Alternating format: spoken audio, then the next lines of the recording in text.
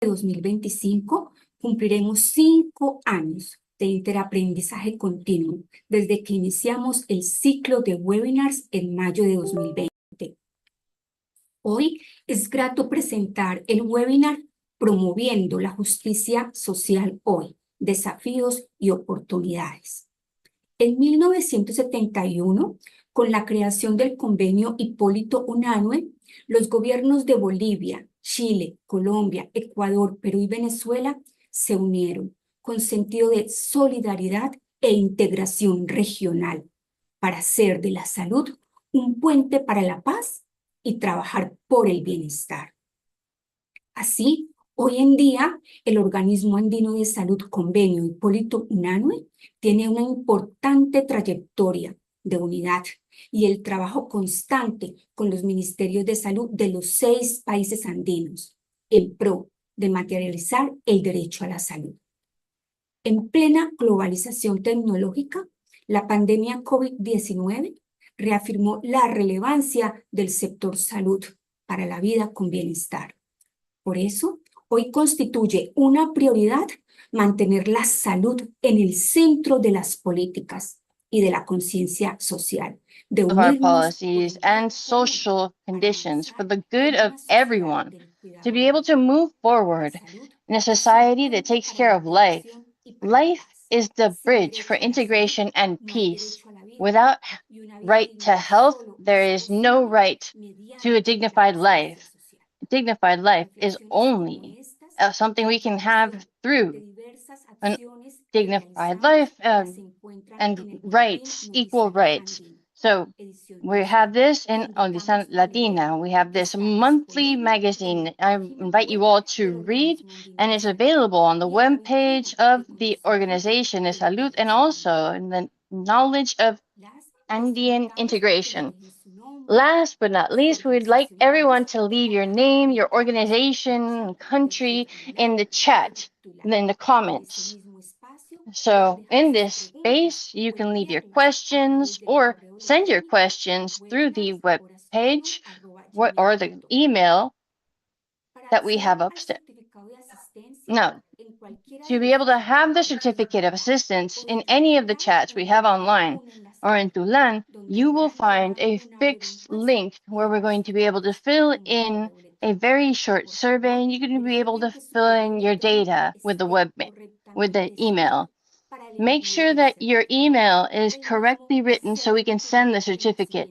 This is going to be sent in the following weeks to your emails.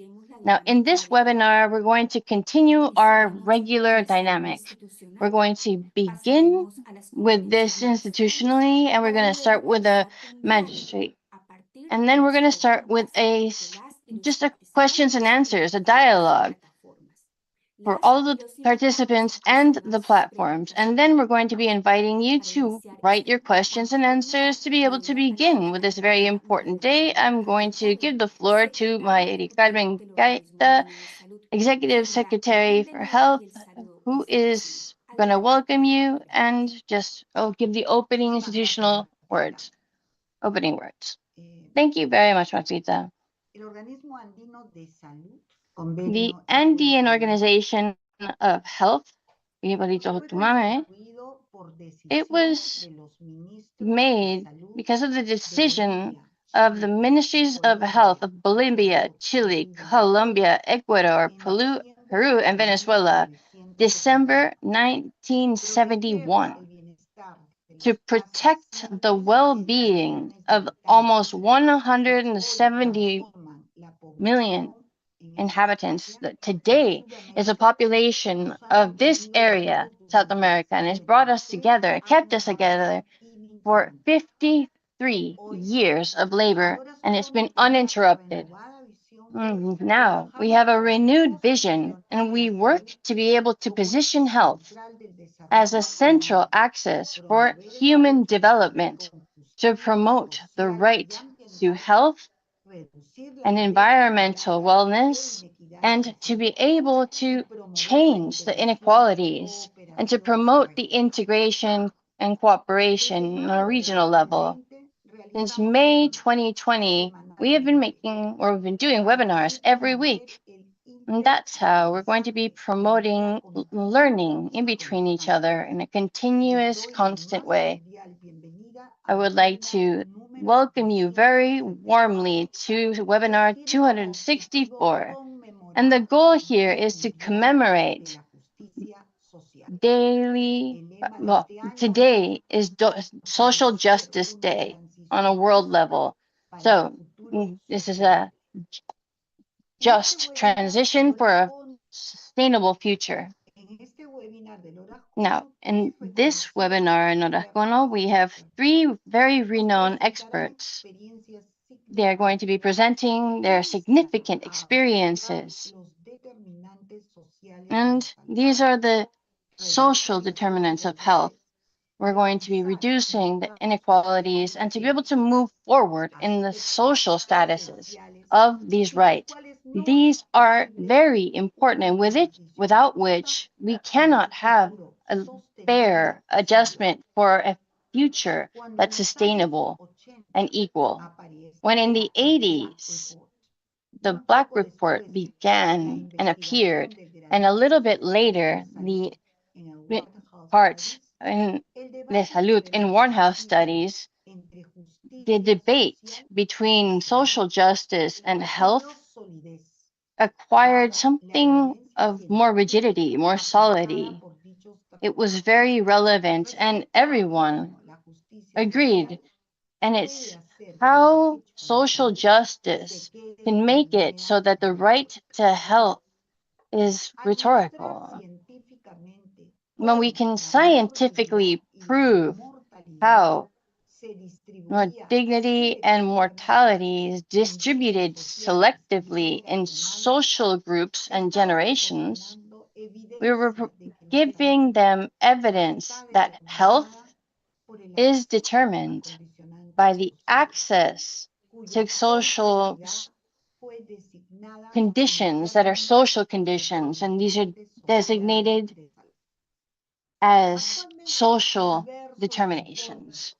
Currently, there are several different reports, regionally and other, and the work in the Andean table, together with the consultation for inequality in health, together with the delegates in 6 Andean countries, and ITCON, OPS, and other organizations, they show us the need to be able to monitor all of the inequalities and to be able to adopt urgent policies for the people that do not have them, to be able to have parts and tendencies that will include them.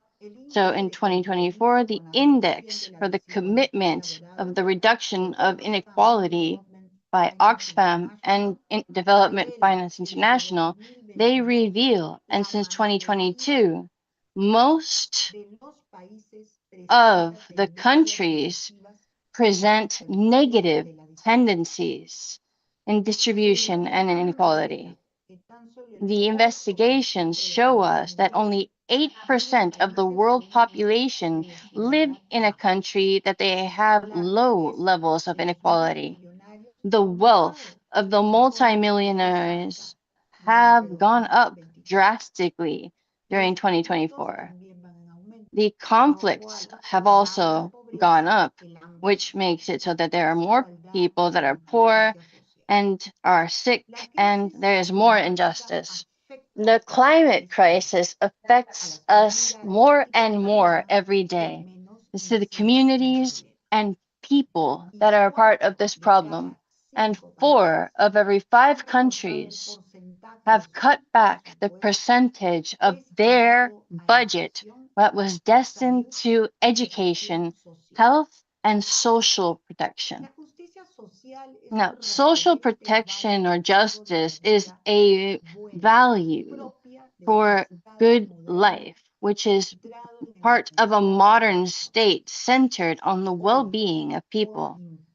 Today, they're now imposing this on the world. We have to promote social justice and the social status for rights. Welcome, dear professors, Margot Mickham, and the magistrates. She is now naming everyone. welcome every one of the people that are here with us today, sharing this dream of equality and sharing our rights, because without the right to health, we have no right to life. And dignified life is only possible through materialization of social justice, because together we are stronger, and together we are going to go much farther than alone. Now we can have you answer the question, how do you promote social justice in your everyday work? Welcome. Welcome to everyone. Thank you very much, Dr. Mari Carmen. Now we have, me, I'm Berta Luz Vera Restrepo. I'm the coordinator of climate change and inequalities in the organism, Andean Organism for Salud, for Health. And I'm in charge of this webinar. And next, very happily, we're going to be welcoming Professor Dr. Michael Martman. He works in London and directs for equality in Salud and about certain different dynamics in Salud and OMS since 2025, and member and advisor from the side. He has had a group about sanitation inequalities during the last 30 years and is a main investigator of studies whose purpose is to be able to see the gradients that they have in comorbidity and mortality. He is directing the longitudinal study in English in getting older, and he has several different programs on investigation about social determinants of health. In the 2000s, Queen Isabel II gave him the title of Sir because of what he's doing with epidemiology and equality. Professor Marmut has prestige on an international level. He's led many other groups that are very interesting on different social determinants. And for us, it is a very happy to have you here. Go ahead, please, with your conference. Thank you very much. Well, thank you. I'm very happy to be here. Probably I'd be even more happy to be with you in person, but not this time. You talked about social justice and health. Everything I do is animated by the idea of social justice and health. I chaired the World Health Organization Commission on Social Determinants of Health, and we put on the cover of our report, "Social injustice is killing people on a grand scale." I will use examples from the United Kingdom, not because I think you should be interested in the UK, but because they show what happens when the principles of social justice are violated, but they also give examples of action on social determinants of health. The opening line of my book, The Health Gap, was why treat people and send them back to the conditions that made them sick. In other words, I'm not talking about the health care system, important as that is. I'm talking about the social determinants of health, the conditions that make people sick. After the WHO Commission on Social Determinants of Health, it was a global report for all countries, but it needs to be adapted and adopted in particular jurisdictions.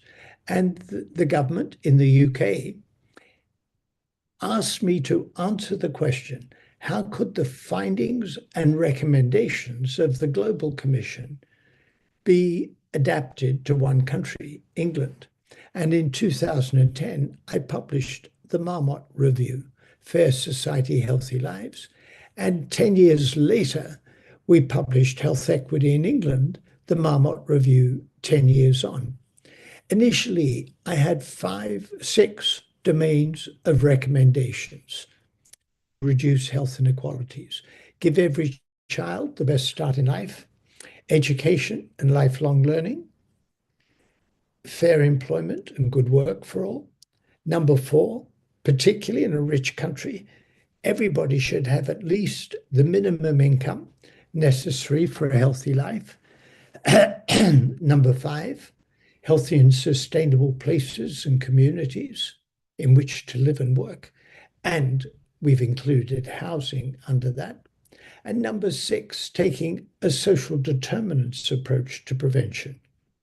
We've now added to tackle racism, discrimination, and their outcomes, and pursue environmental sustainability and health equity together.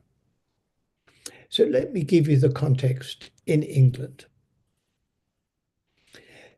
Life expectancy had been improving about 1 year every 4 years. I begin this at 1999. I could take it back to 1929. Life expectancy had been improving for women and for men about 1 year every 4 years. And then in 2010-11, there was a break in the curve. And the rate of improvement slowed dramatically, just about ground to a halt. And in the first 3 years of the pandemic, life expectancy fell. So we had a 14-year period where life expectancy did not improve at all. I do not know of another period in peacetime where life expectancy did not improve for 14 years. What happened?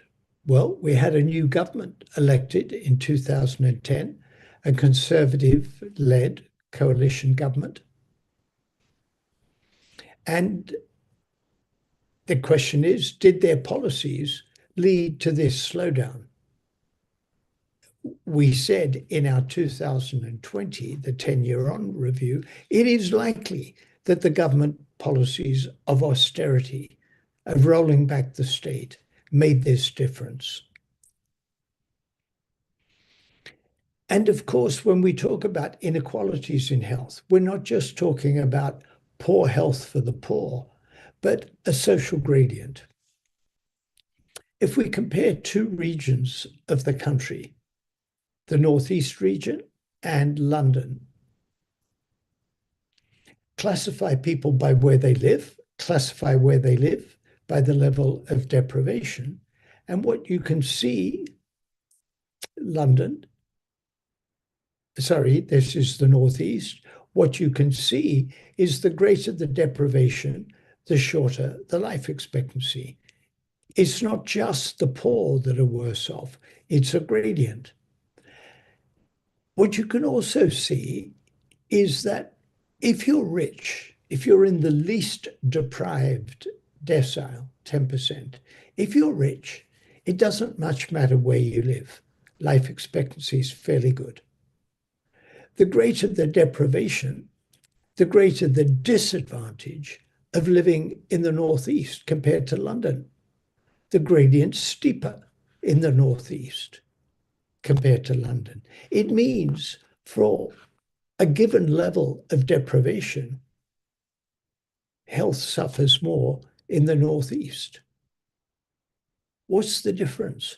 Well, London is a major capital city, huge financial center, good jobs, relatively well paid. The Northeast is post-industrial, deficit of employment, levels of poverty, and so on. Now look at what happened over time. In the London region, the dotted line is 2010-12, the solid line 2016-18. Life expectancy improved along the gradient. In the Northeast, life expectancy declined in the poorest decile, didn't improve in the 2nd, 3rd, 4th, 5th, and 6th deciles. Life expectancy either got worse or didn't improve in the bottom 6 deciles. So this is where we were pre-pandemic. Health had stopped improving. Inequalities had got bigger. And life expectancy for the poorest people had got worse. Then came the pandemic and exaggerated it all. We did a calculation last year that I've wanted to do for a long time. Instead of focusing on the poor health of the poor, health follows a social gradient, I said, let's focus on the good health of the rich. And I don't mean water skiing accidents while on holiday in Barbados. I mean that the low mortality of the least deprived 10% tells us what's possible. And so all of the deaths above that level I call excess deaths. And you can see the excess deaths increase with greater deprivation. So we calculated over the decade from 2009 to 2020, there were 1 million excess deaths linked to deprivation. 1 million. Wow. And there would have been a gradient pre-2010, but it got steeper. And arguably, that steeper gradient of excess deaths is linked to austerity. And we calculated that of that 1 million excess deaths, 148,000 were extra in this decade of austerity. Arguably, austerity killed 148,000 people. That's what the evidence shows. Absolute and relative poverty, a lot of argument about that. Which is important? And the answer is yes, they're both important. The OECD measures child poverty as a relative measure, which is living in a household at less than 60% median income. The UK had the fastest increase in child poverty of 38 countries. But absolute poverty matters. The Joseph Rowntree Foundation in the UK measures destitution, and they define destitution as doing without 2 or more of 6 basics: housing, heat, light, food, appropriate clothing for the environment, and toiletries. In 2022, out of a population of about 65 million, 3.8 million people were living in a state of destitution, doing without 2 or more of those basics. 1 million children, and that was a 2.5-fold increase in 5 years. And we can see it. I apologize, this graph looks rather strange. This is the average height of 5-year-old boys. There's the Netherlands. And there is the United Kingdom.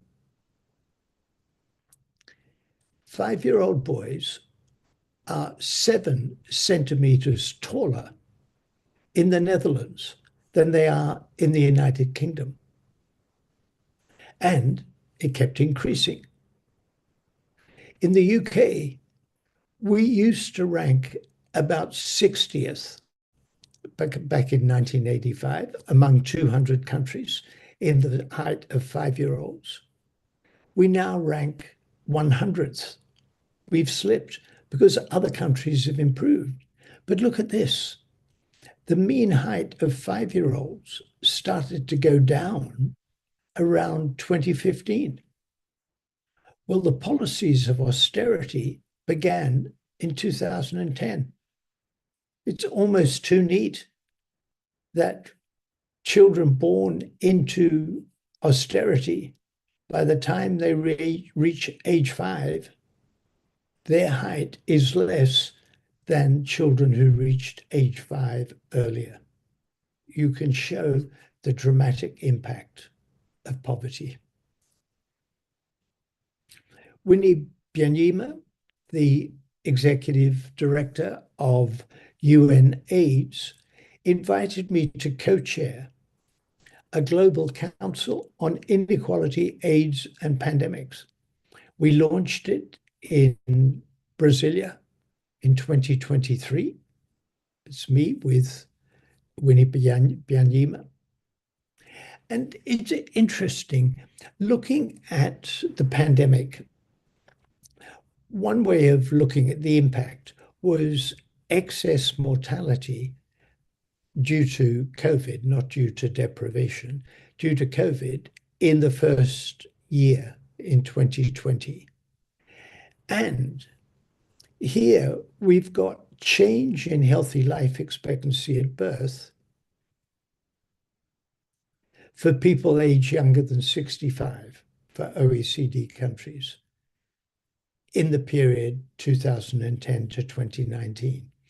And so what you can see is that the bigger the increase in healthy life expectancy, the smaller the rate of excess deaths. So for these countries, Latvia, Denmark, Slovakia, Hungary, Finland, Slovenia, there were no excess deaths. In fact, it went the other way. The US and the UK did badly with COVID, big excess deaths, in part because we were unhealthy going in. As you can see, small improvement in the UK in healthy life expectancy. In the US, there was a deterioration in healthy life expectancy pre-pandemic and very high excess mortality. Countries with a higher rate of income inequality have higher rates of death of COVID-19, of AIDS deaths, and of HIV infection. Look at this from New York. Life expectancy at birth in New York City. The Hispanic paradox, people of Hispanic or Latino background, higher life expectancy than non-Hispanic whites, and both higher than non-Hispanic blacks. And then came the pandemic. And the fall in life expectancy was more marked in Hispanics and African Americans, black, than it was in non-Hispanic whites. So the pandemic exaggerated, revealed inequalities and exaggerated them. As part of our council in Brazil, while white people have seen falling rates of HIV, black people face rising rates in recent years. And the prediction, looking at the Gini coefficient of income inequality, changes in COVID-19 mortality from 1 unit increase in the Gini coefficient by age. And you can see an increase in inequality is related to an increase in COVID mortality. And then adjusting for relative poverty, median income, and these other things, it reduces that excess. But there still is some excess COVID mortality linked to income inequality. You will be aware that USAID has been closed down. So far as we're aware, that PEPFAR, the President's Emergency Program for AIDS Relief, has been cancelled. We don't know if it's restored. UNAIDS has calculated that 6 million people could die from HIV and AIDS over the next 6 years if US funding stops. Wow, that's power. With one stroke of a pen, you could kill 6 million people. That's real power. And I think we're talking about social justice today. Where's the element of social justice? What about taking action? We were commissioned by the government of Norway to do a report, a rapid review of inequalities in health and well-being in Norway. And we did the review and laid out a set of recommendations. Even in Norway, life expectancy at age 35 by education, this is for women, the inequalities have been increasing, even in egalitarian Norway. And comparing Norway with the UK in terms of income is quite interesting.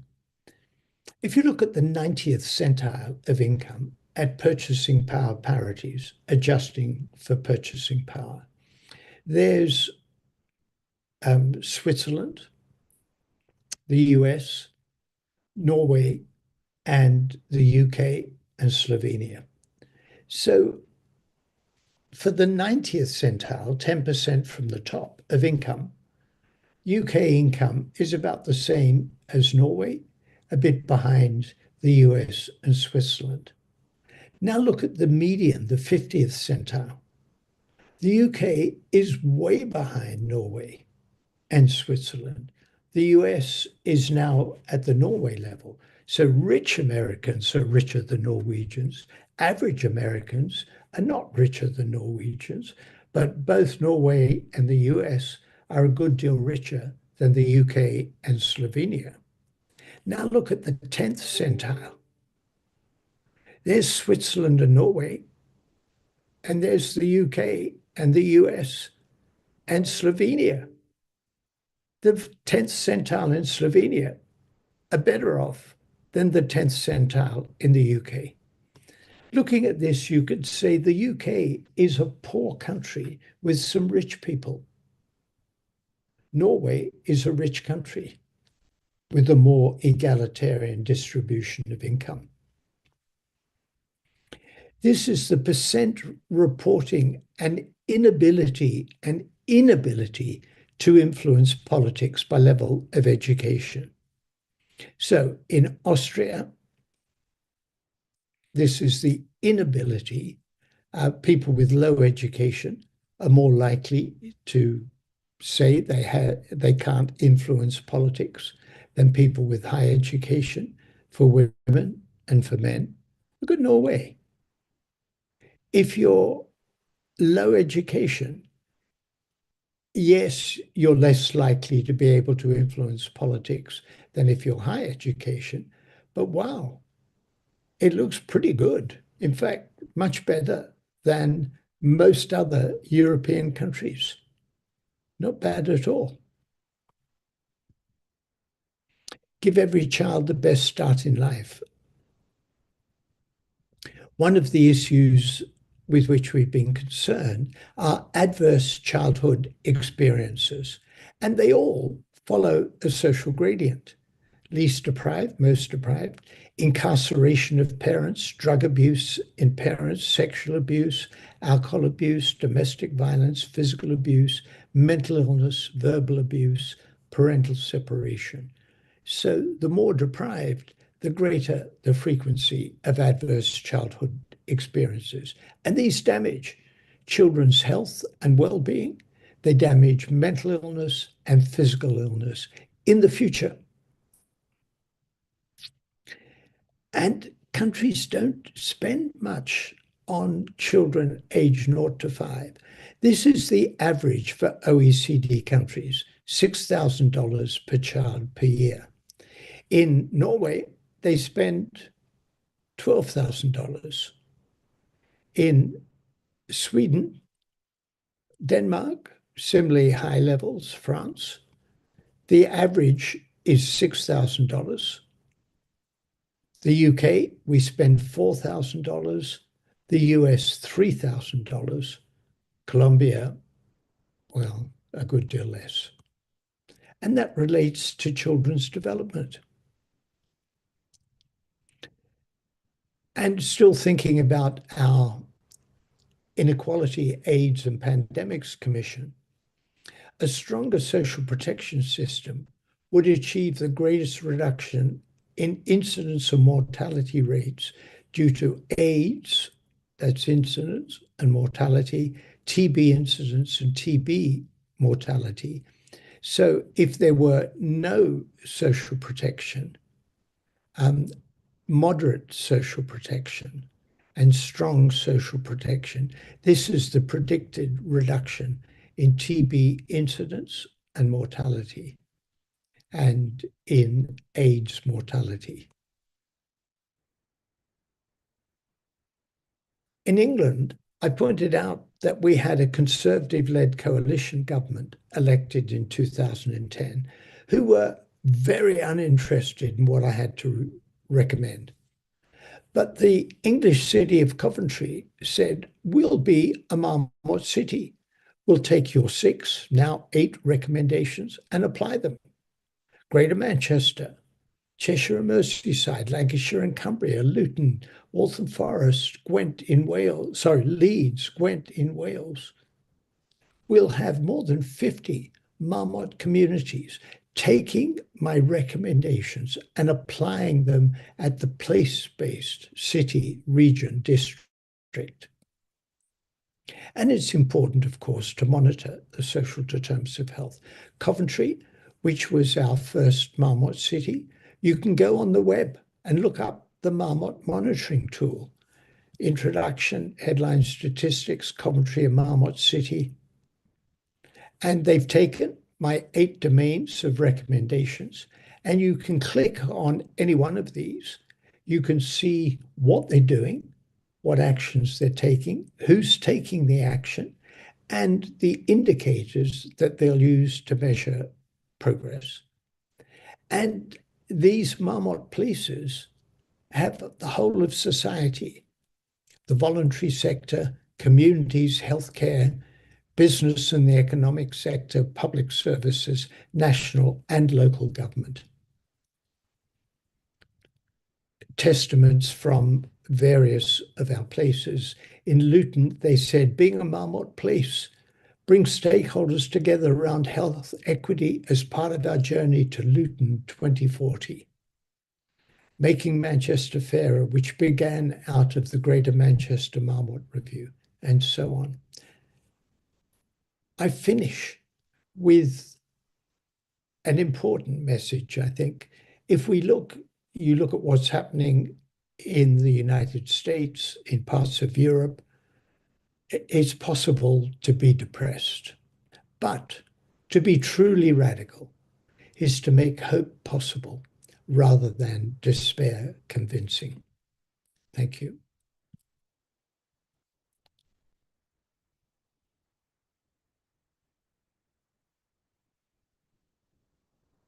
Querido doctor Marmot, qué magnífica presentación. Dear Muchas gracias. Dr. Marmot, that was an excellent presentation. You've shown us evidence that justice, especially since you're born, and the studies that we've seen from England and other countries, you can highlight that it depends on the context where we live and also the guarantee to the rights, the lack of equality, and that what we don't have that is directly linked to health and mortality. Please, if you could stay here with us, a lot of congratulations have come in for everything you've said, and we've had also very interesting questions. We would like to ask you after the other conferences if we can go into dialogue. Thank you very much, Doctor. We'd like to remind everyone, all of the participants, to answer the question, how do you promote social justice in your day-to-day life? We'd like to now welcome Veronica Paz. Veronica is an economist. She is working in social policies, politics. She's a coordinator for investigation and husband policies in America and the Caribbean. He was coordinator of reports about human development in the United Nations for the development. And she's also an author and co-author of very many studies and articles about inequalities, social policies, and care. Thank you very much, dear Veronica. The floor is yours. Please go ahead. Thank you very much, Berta. Good morning, everyone. I am very happy to be able to be here and share this day with you, which is very important for the region. And this is social justice. I'm going to share my screen and I'm going to ask if you can just confirm if you can see my presentation.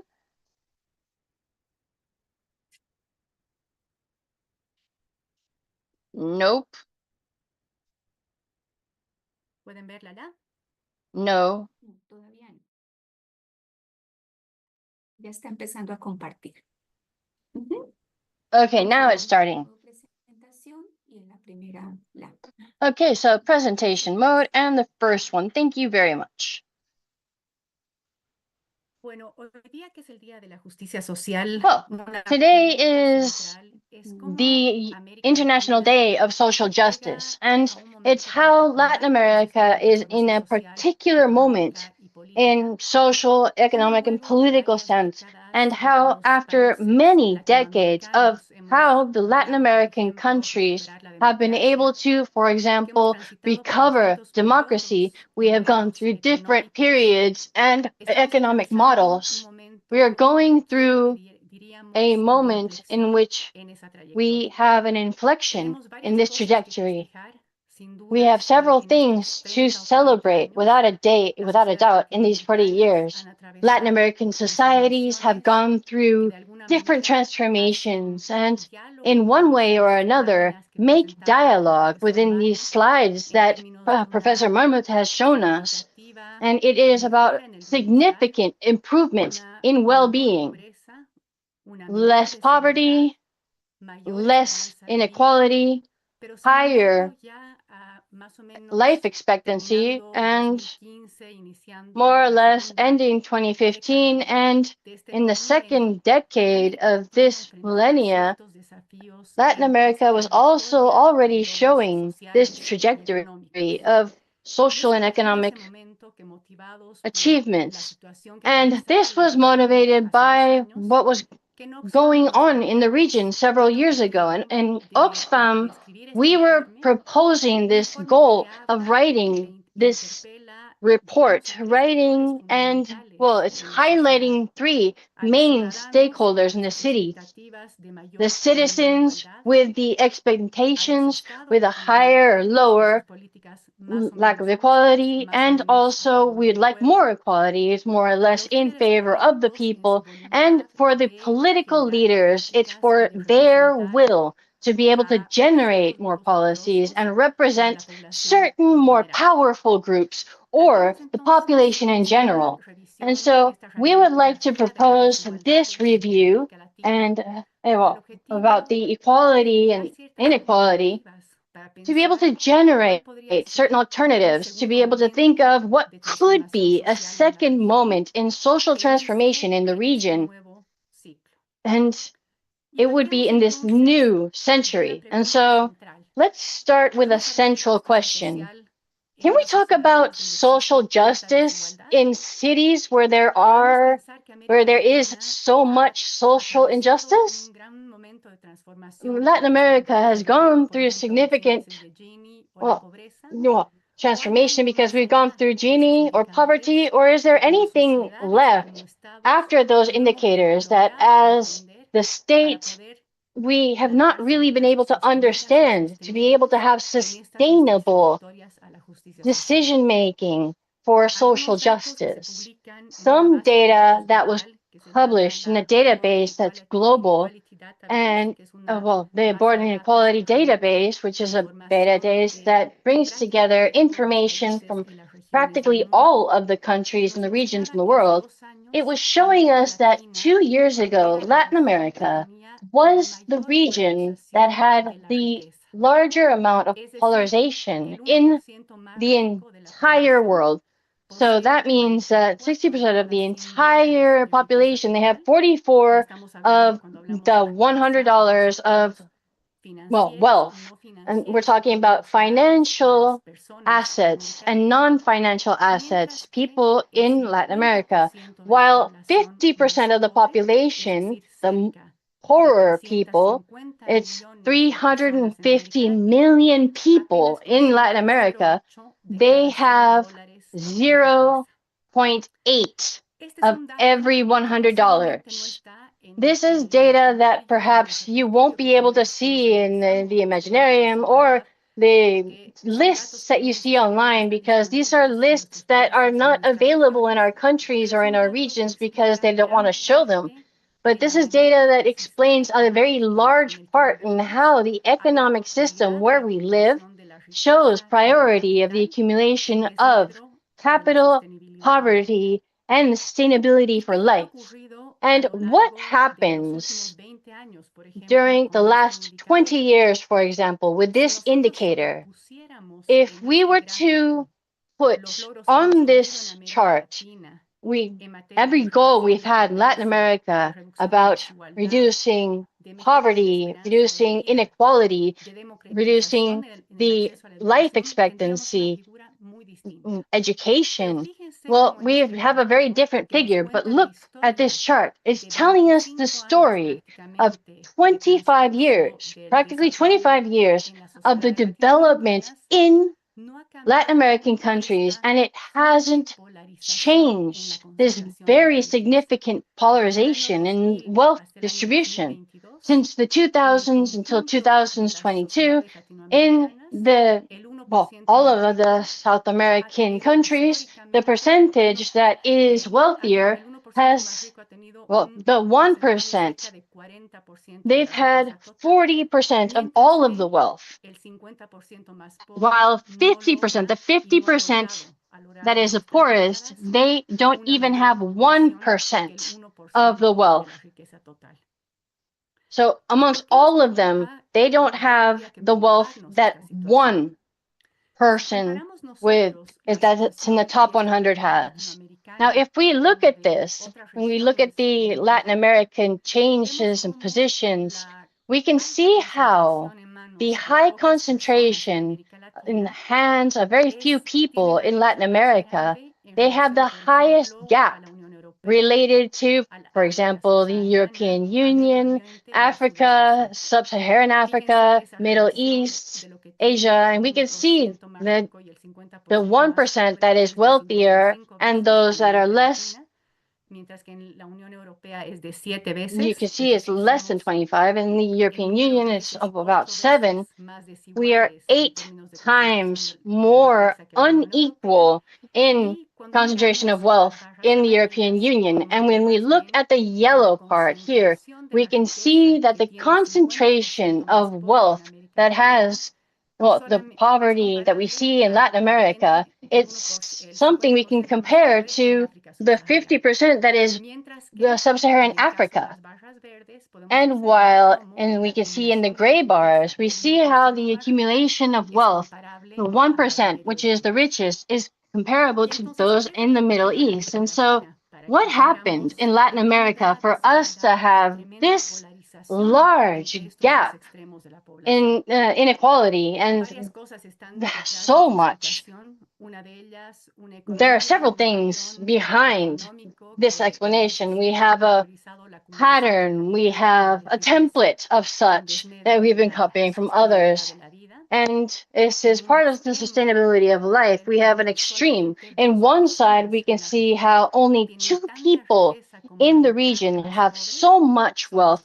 They are as wealthy as the 50% of the people that are poor. And so 335 million people have together the money that one person has.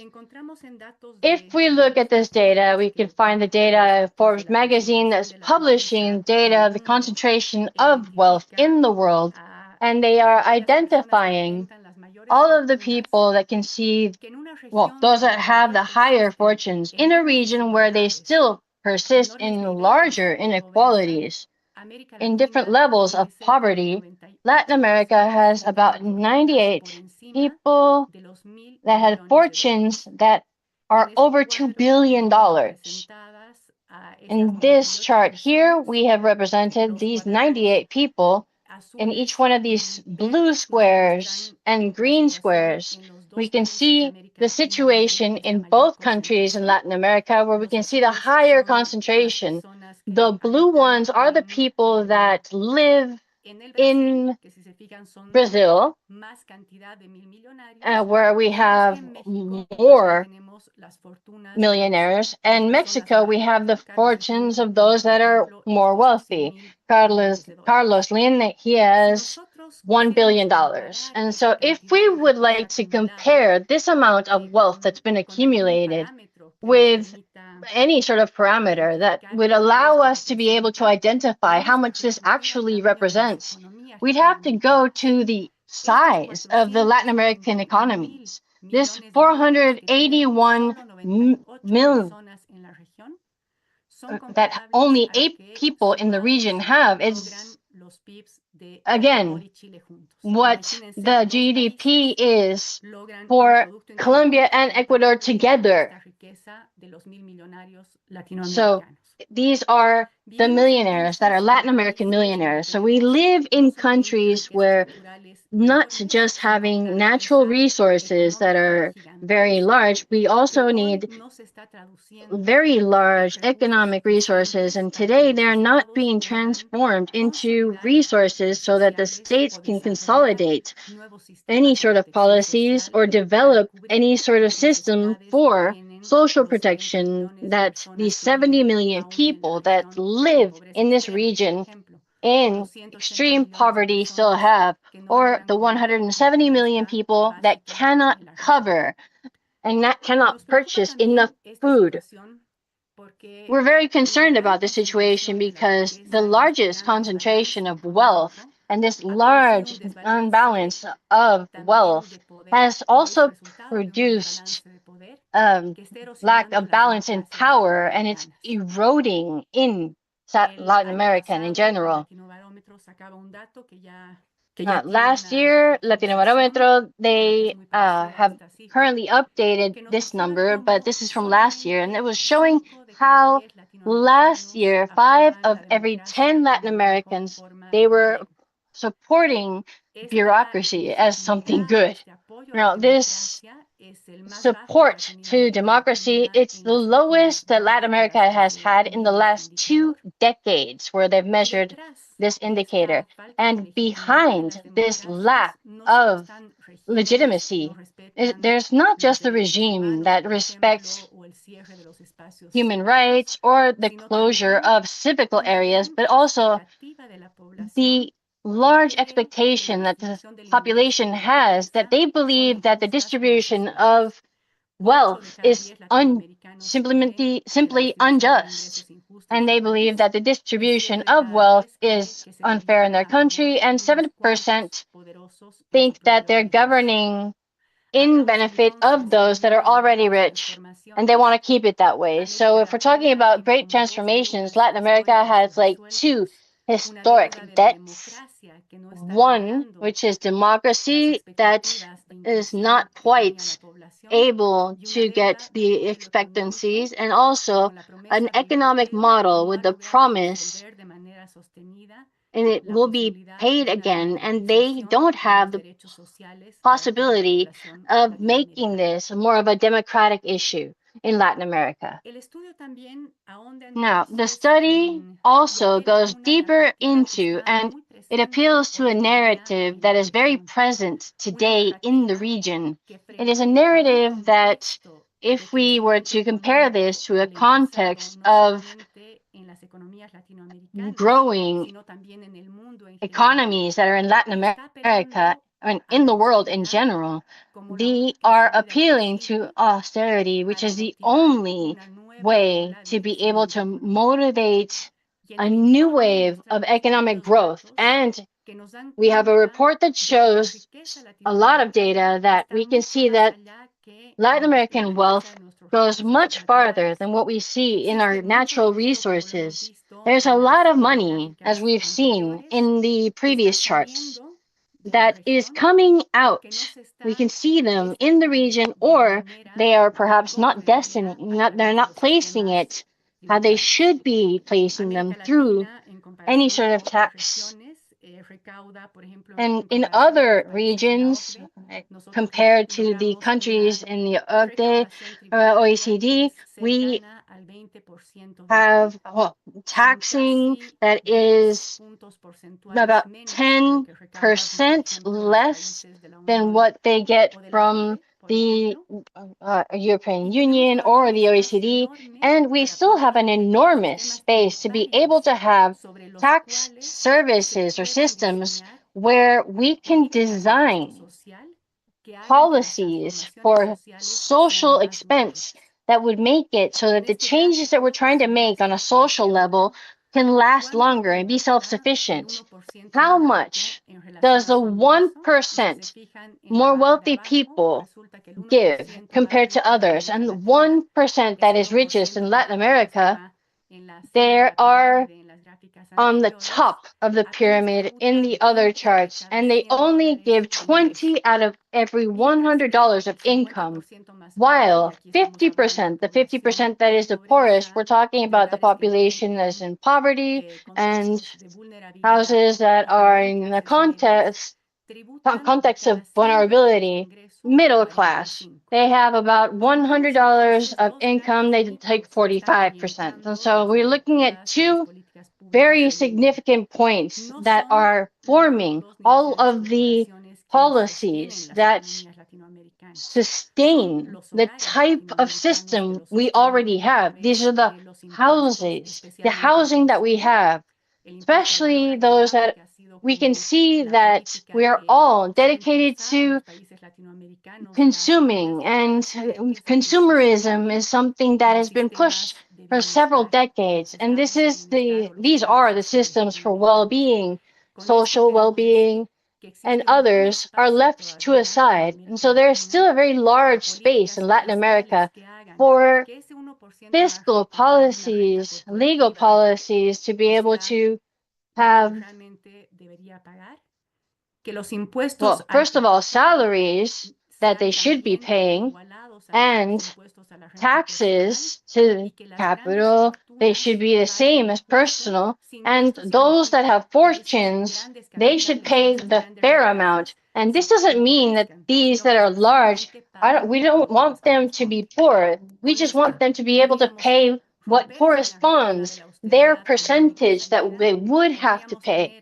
And so if we had that, we can have alternatives that are very different than being in debt, which is the path Latin America has been following the indications of the financial situations. And we can think of how we are modeling these domestic percentages. And what we can see is that it reflects what we have in this region. And this is fundamental. So with this, we can finance the public health services, education, and with more financing, this can also signify more access, or, well, it could be more universal and it could be more equal. We have some other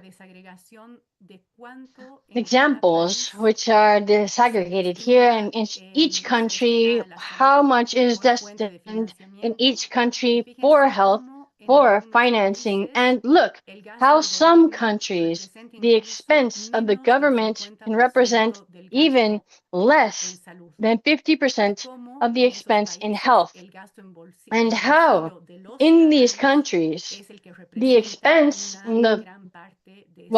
from the pockets of these citizens, we can have this. And we believe that it is important that in this next wave, we're going to be strengthening this idea of in protection, social protection, universities and others, and thinking, of course, in the challenge in terms of the state capacities and for this to be higher quality, but of course there are the resources for this to be able to be possible. And at the end, well, the report says that they're able to be able to build an economy that is for everyone in Latin America. And then in one way or another, all of the Latin American countries, we can all aim to three main efforts that can bring us to social justice in these last decades. On the one side, we have to focus a lot in reducing the inequality and putting people and communities center stage. In Latin America, when we look at the average numbers of processes for life, access to health, education, the tendencies have improved. A lot of them have been kept back, but there are a lot of challenges because the gaps in access to health and education that women and indigenous peoples and the rural communities are examples of. We have a very large challenge for social justice. That this is for sustainability of life within this model that we'll say has placed this as a priority, accumulating everything, and we've stopped paying attention to the big effects of the climate change. If we were to follow this same route, we've estimated that they would lose between 5 and 10% of the GDP in Latin American countries because of the impact of climate change in the communities. And so it would be necessary to have and to be able to move more resources for this cause. And last but not least, of course, it's very important to be able to promote policies that are for the care of our peoples. There are things that in Latin America, sadly, we have not been able to change at all. It is the gender gap. It's women don't have the same access to health, work. We don't have the same opportunities. And if we get the opportunity, the remuneration is different. And we have seen that it's not going to be solved in any work that is being paid. It's important that the state makes policies to be able to balance this, balance the care for the elderly, for small children, the sick population, and in such a way with responsibility from the state and from the families and the private sector and the public sector to come together. And that way we'd have women that are free to be able to have other jobs, have their autonomy, and make better decisions. We have 5 different alternatives for taxing, and it would have an impact on a Latin American level. We have this motivating phrase, Mari Carmen said at the beginning. And in the times in which we say, okay, together we can find or we can achieve bigger and better things. And a lot of the things that we request for taxes and others in Latin America,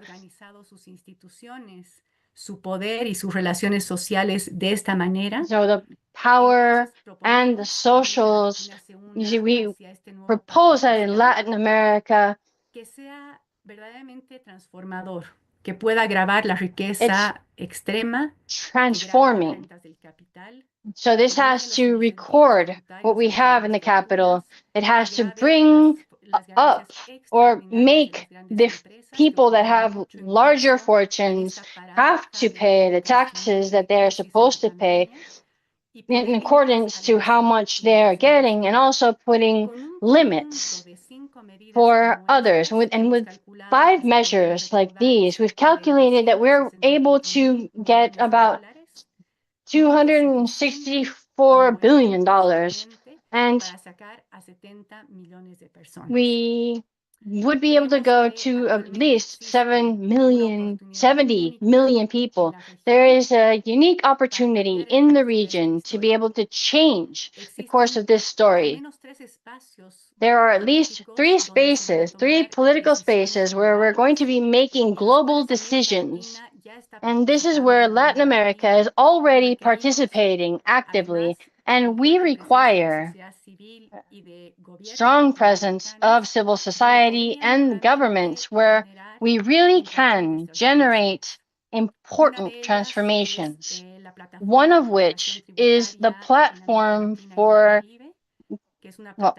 tax contribution. This is a platform that we call to, and it was led by the Colombian, and next year it'd be Chile, and the next year it would be Brazil. And this is where the representatives of the Latin American countries come as an encounter to be able to have specific policies and to see how it is we can go to more equality and to have learning amongst the countries, and also to be and agree on how it is that we could have tax or taxation rules that would make it so that the flow of capital won't flow the way it is flowing today.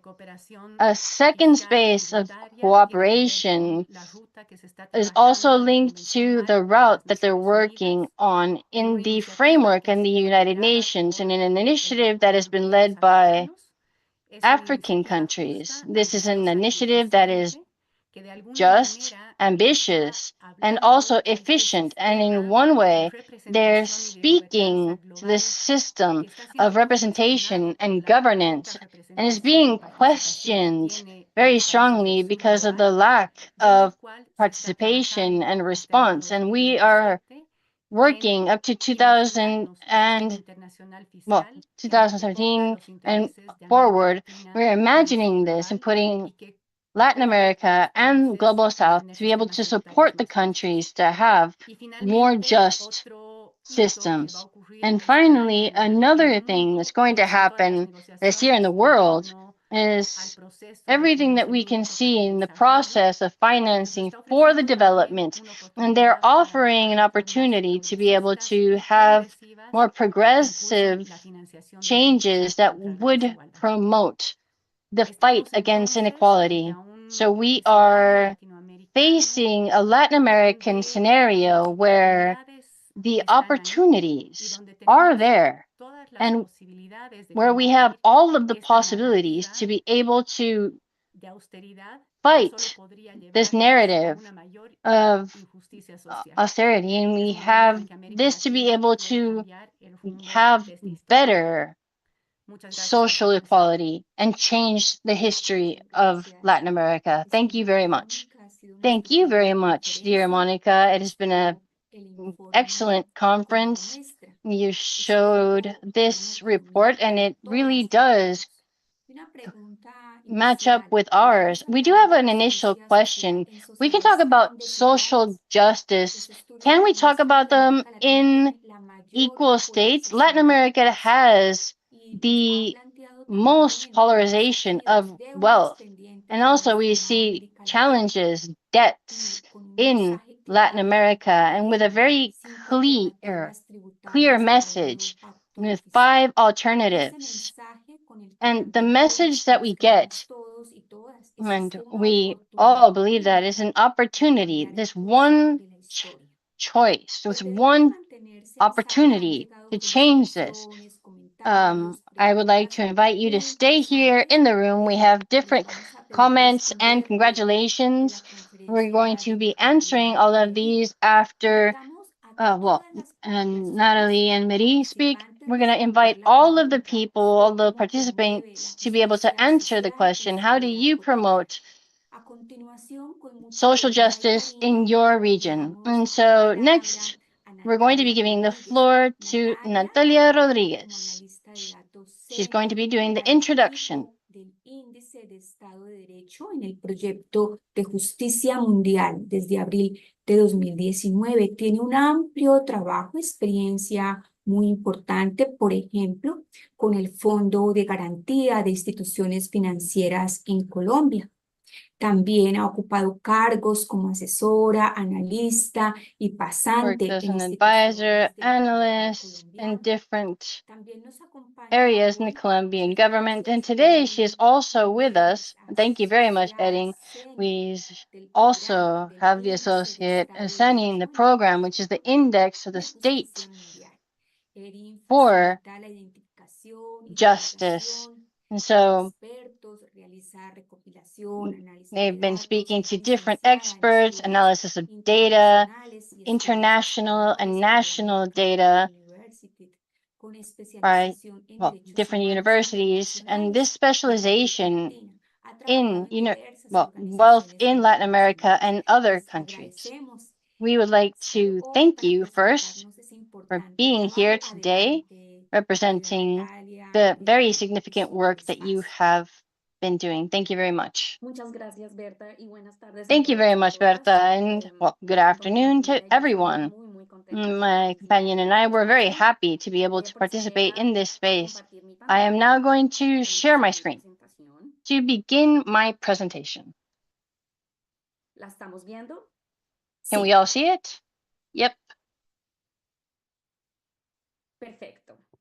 Para perfect. empezar, quisiera To begin, agradecer I a la would like to Organización Mundial de thank Salud y en particular a Berta the por health permitirnos esta organizations, especially importante de Berta, participar en este evento de hoy, en el for cual pues, having estamos participated celebrando today. el Día Today Mundial we de are la Justicia celebrating Social, y agradezco la presentación del International profesor Health Marmot Day, y del and investigador we've Verónica had Paz. Professor Muy Marmot and the interesante el investigator análisis. Veronica Paz. The Quisiera analysis has empezar been very important. hablando un I'd poco like de to nuestra start organización y thinking de and nuestro talking a reporte little bit about principal, que our es el Índice de organization Estado de and Derecho. our main report, which is the state of ¿Quiénes justice. somos? Somos una Who are organización we? We are an multidisciplinaria e independiente organization que se formó en that is an 2009. independent Nuestra sede organization principal that es was en founded in Washington, D.C. 2009. Tenemos una We oficina en have our Mexico, main México. site in Washington, D.C. We have an Nuestros office in Mexico. objetivos y una de Our las formas en las que goals, hacemos nuestro trabajo and one of the es ways that generar we do a lot of conciencia, our work, is crear to conocimiento y generate more estimular la acción consciousness para promover and el to Estado de be able Derecho to en cada promote more región. action, Y to una have the manera en la cual state of hacemos justice in esto the es entire a region. través de la One producción of de the ways we documentos do this is originales, es decir, producing los datos que recolectamos son data fuentes that are originales original. independientes So we have en materia de Estado de independent Derecho. data in Nuestra matter of publicación this sigla right. es el Our Índice de Estado de Derecho.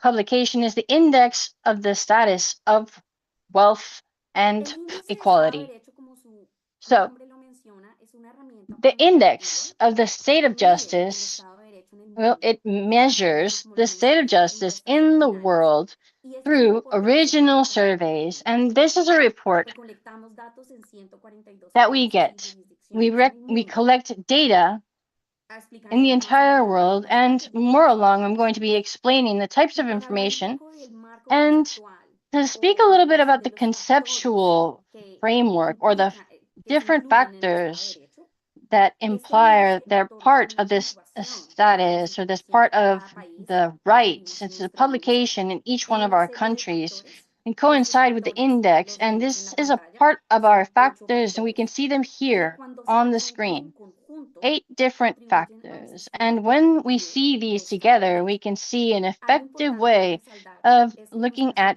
the investigaciones state.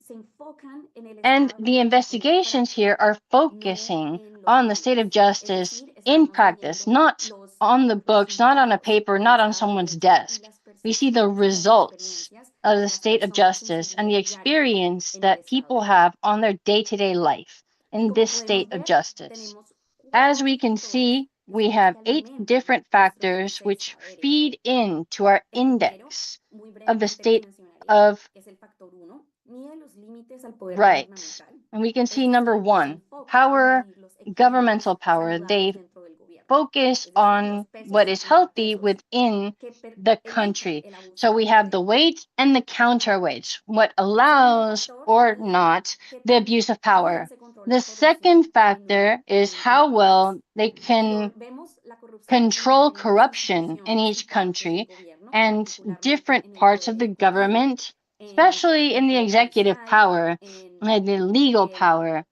the otros. El factor 3 es well, el amongst práctico que others. mide el gobierno abierto And y analiza si los here we ciudadanos have the pueden open observar government, el and we cumplimiento de la analyze toma de together with the decisiones del gobierno. citizens, and if Algo they que can medimos, por ejemplo, en este factor influence the decisions that the government makes.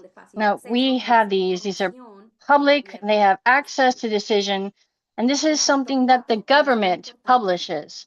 Factor number 4, which is very important and we celebrate, is of fundamental rights. And in this factor, what we do is we measure how much we respect humanitarian rights, and we include basic human rights and freedoms. Factor 5 is order and safety, and this analyzes basically what we're using.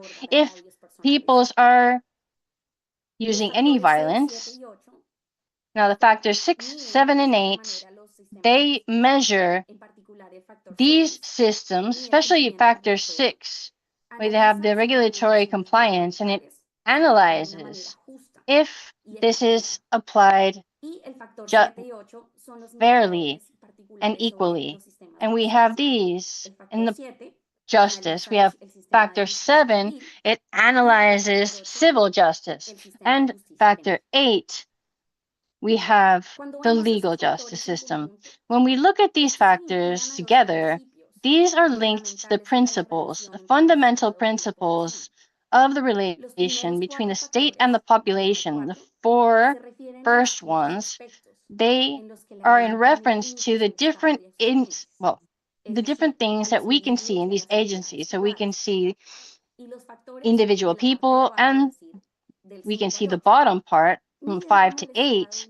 They're measuring how it is that the state is then handing out the state of justice to keep public interest and to guarantee that each member of society will have access to mechanisms to be able to solve their disputes and to go into the legal system to be able to solve any disputes.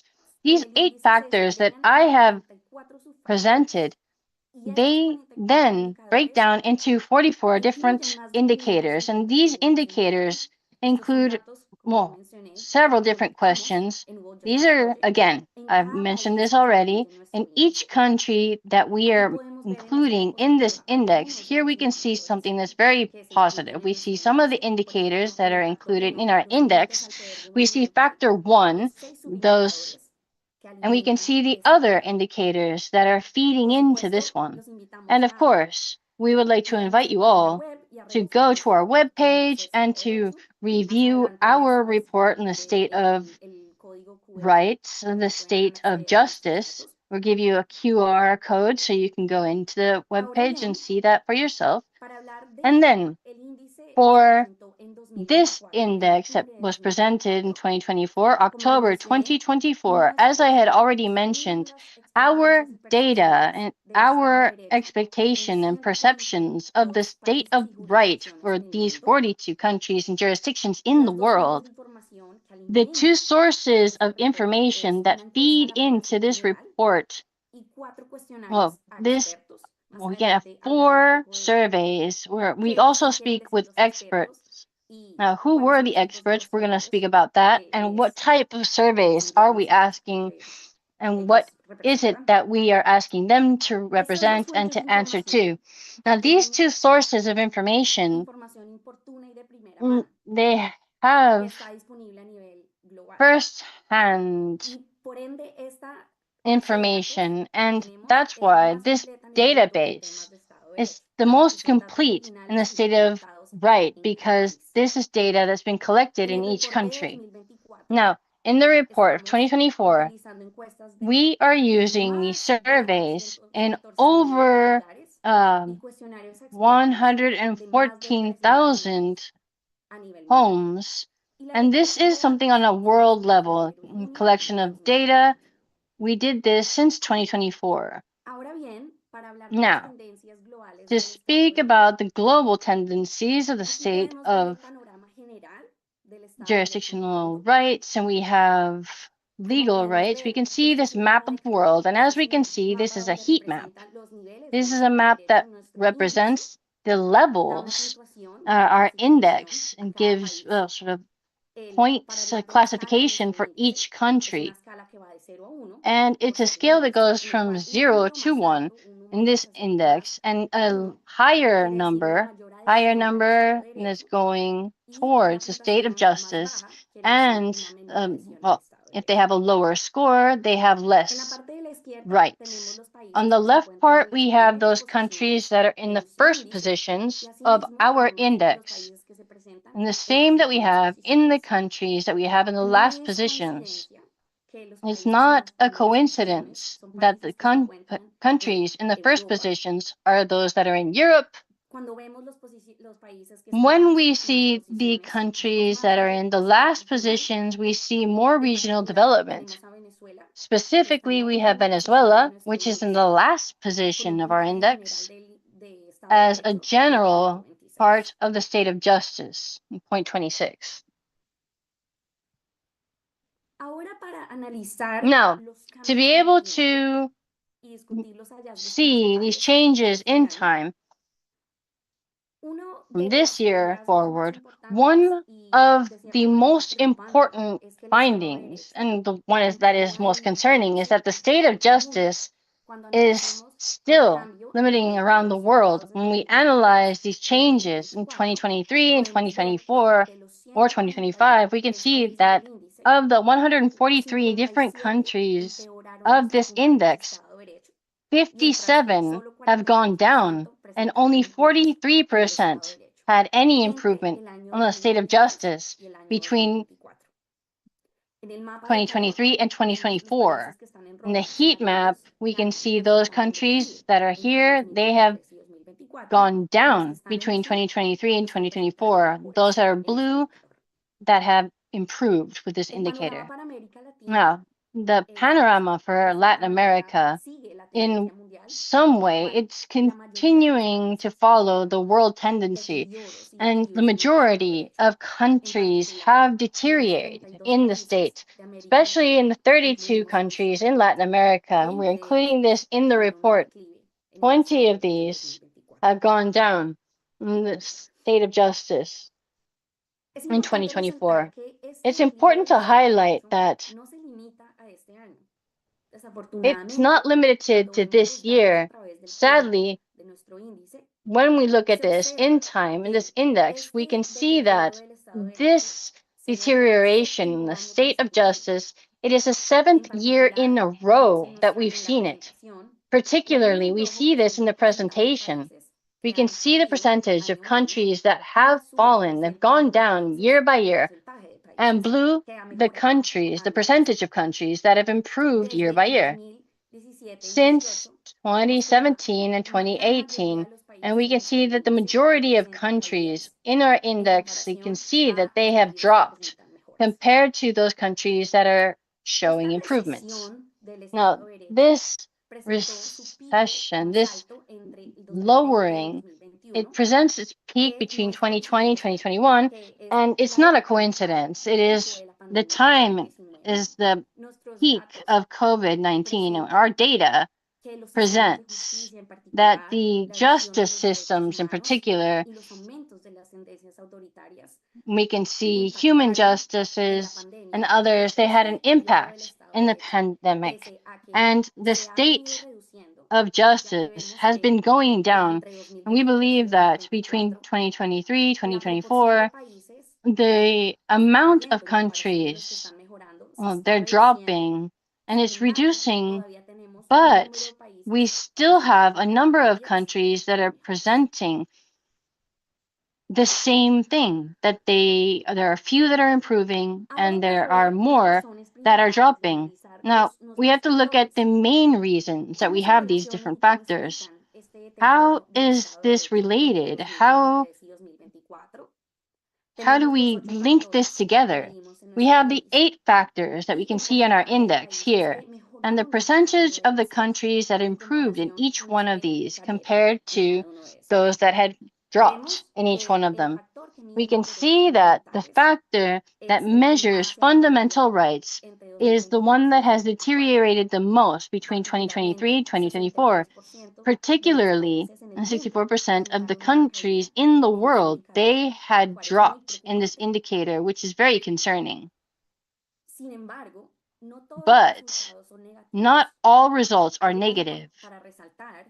Now, just to highlight this, it is that this year, 2024, it's the first time in 5 years where factor number 2, so factor that measures the absence of discontinuation, it presents positive development. 57% of the countries that are part of this index, they present an improvement in this indicator.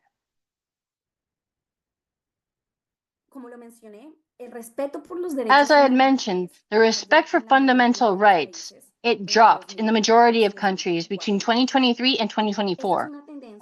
Now, this is a tendency that has been maintained in time.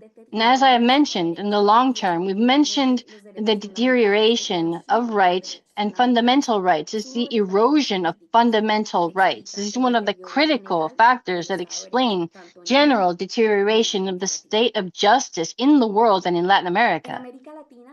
Now, in Latin America, this is a similar result of the countries that we include in the region.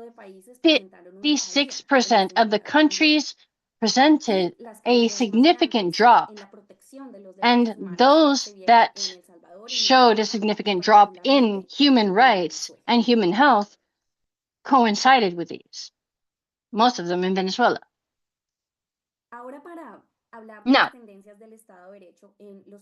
just to talk about the tendencies of the state of justice in the study, first, I'd like to present an analysis in the region. In America and the Caribbean, we have the heat map.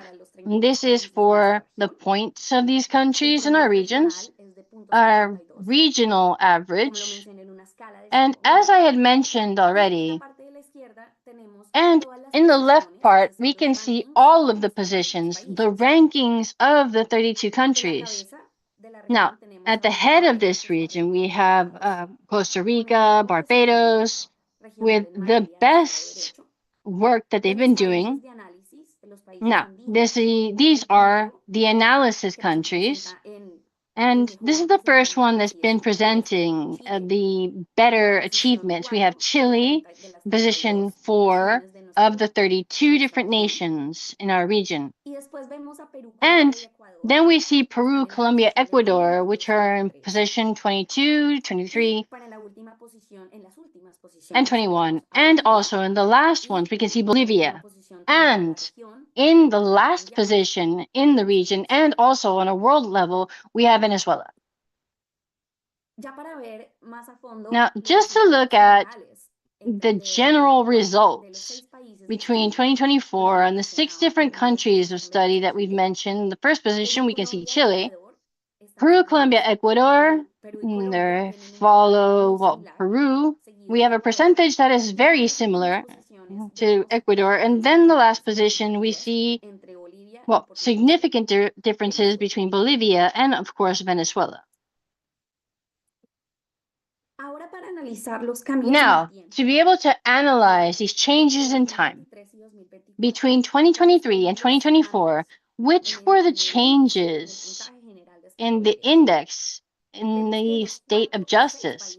We see the 6 countries that we were analyzing or we were studying, they presented a drop in their state of justice. The one that showed the more significant drop was Ecuador.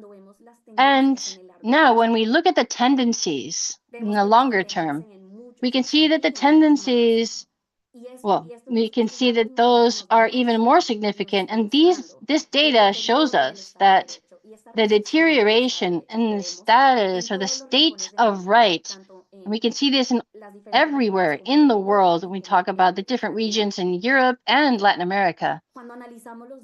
When we analyze the data from 2015, we can see on this chart here on the left part how the average of these countries, the average of the general score is a low tendency. Now, these 6 study countries, they've presented consecutive drops in the state of justice. And when we look at the right, in each nation, we see alarming changes in each one of the nations, specifically in Bolivia and Venezuela, and we have changes in the indicators of the state of justice.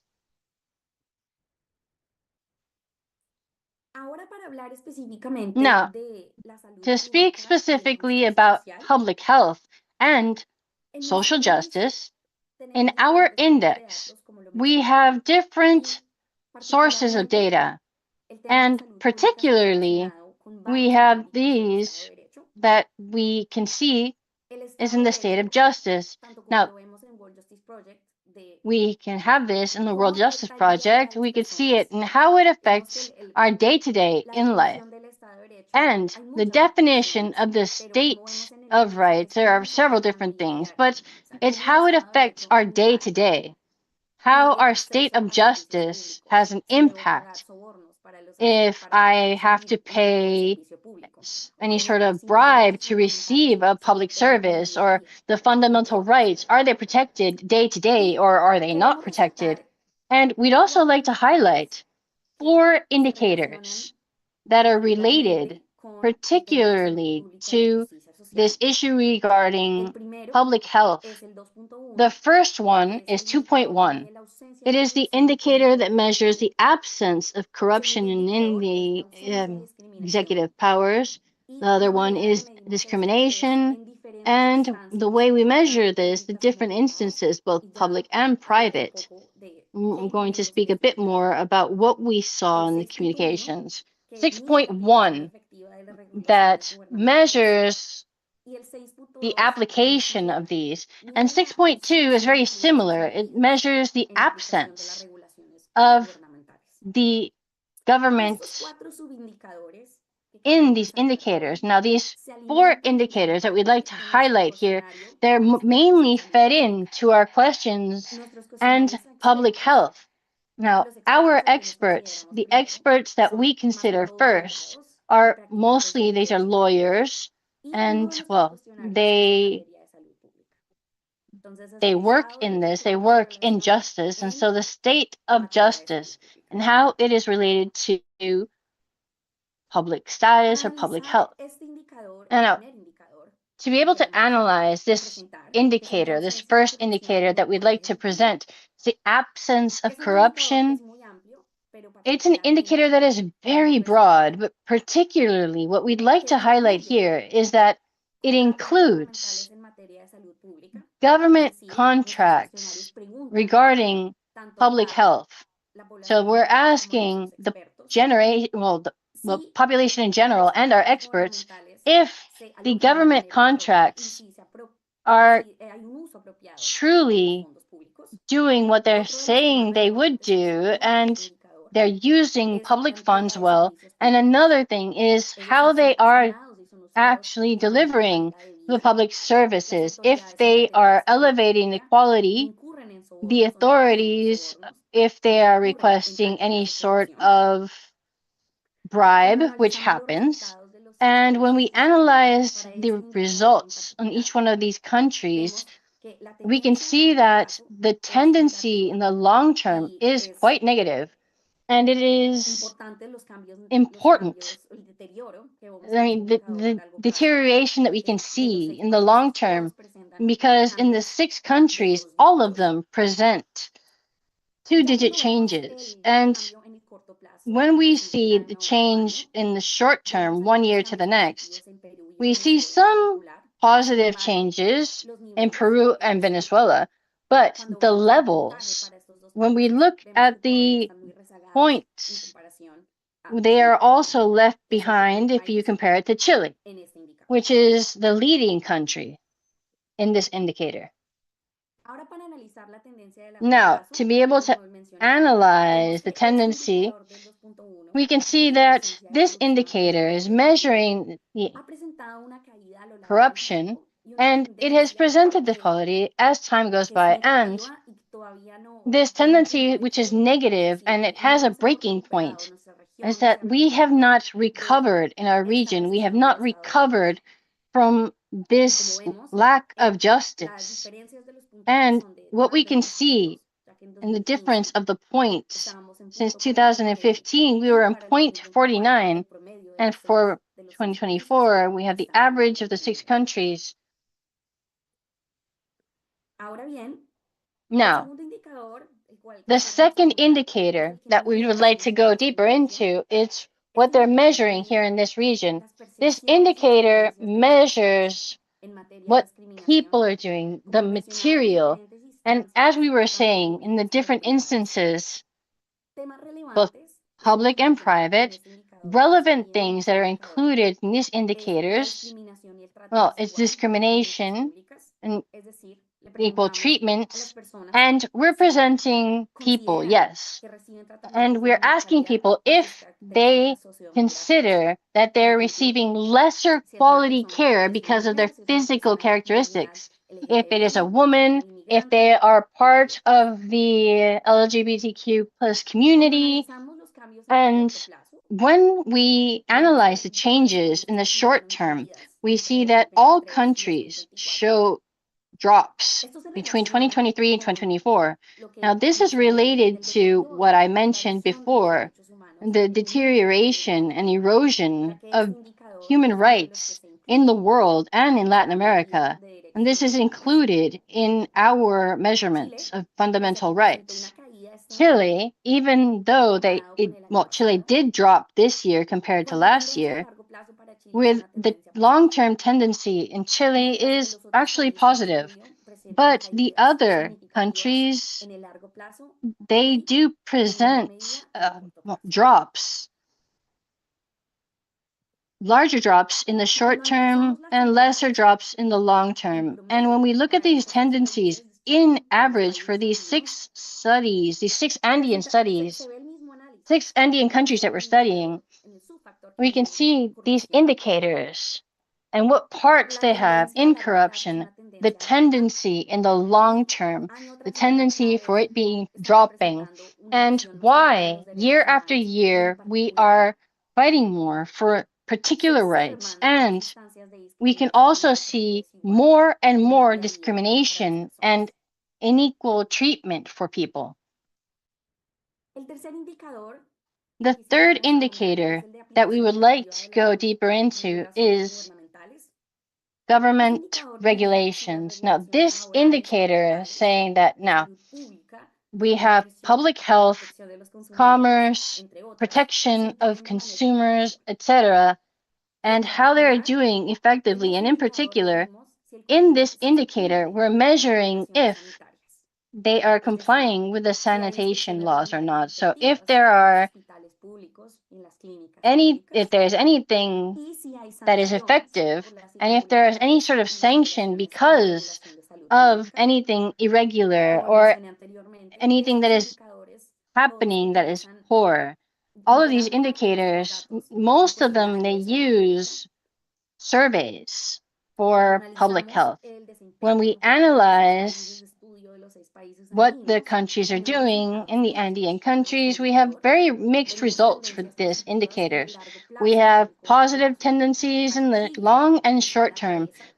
For Chile, we have the head, and for Colombia, in particular Colombia, they present a rise in the long term of 11%. Bolivia and Peru, they also presented 2-digit drops, but Ecuador and Venezuela, they have been more significant in the drops. And when we analyze the tendencies in average for these indicators in particular, we can see that these indicators are left behind and we don't see a clear tendency, and the results on a country level, well, it presents these results. Now, when we analyze the indicator of the absence of certain things, we can see government absence, and the definition here of the indicators in which we can see the prevalence of corruption. And all of the themes relevant to public health and public justice is the prevalence of bribes in the health sector. The doctors don't use the public services so they can get private, and the authorities accept or not accept any bribes to ignore some things. And the last one is the just and equal access to health. And this is related to the indicator of the absence of discrimination. So that is that people shouldn't have to pay bribes to be able to get access to their health. And so both in the short and medium term, they're very bad in these countries for analysis. In particular, these countries, Bolivia, Ecuador, Colombia, they have significant changes, especially when we compare with the data between 2025 and 2024.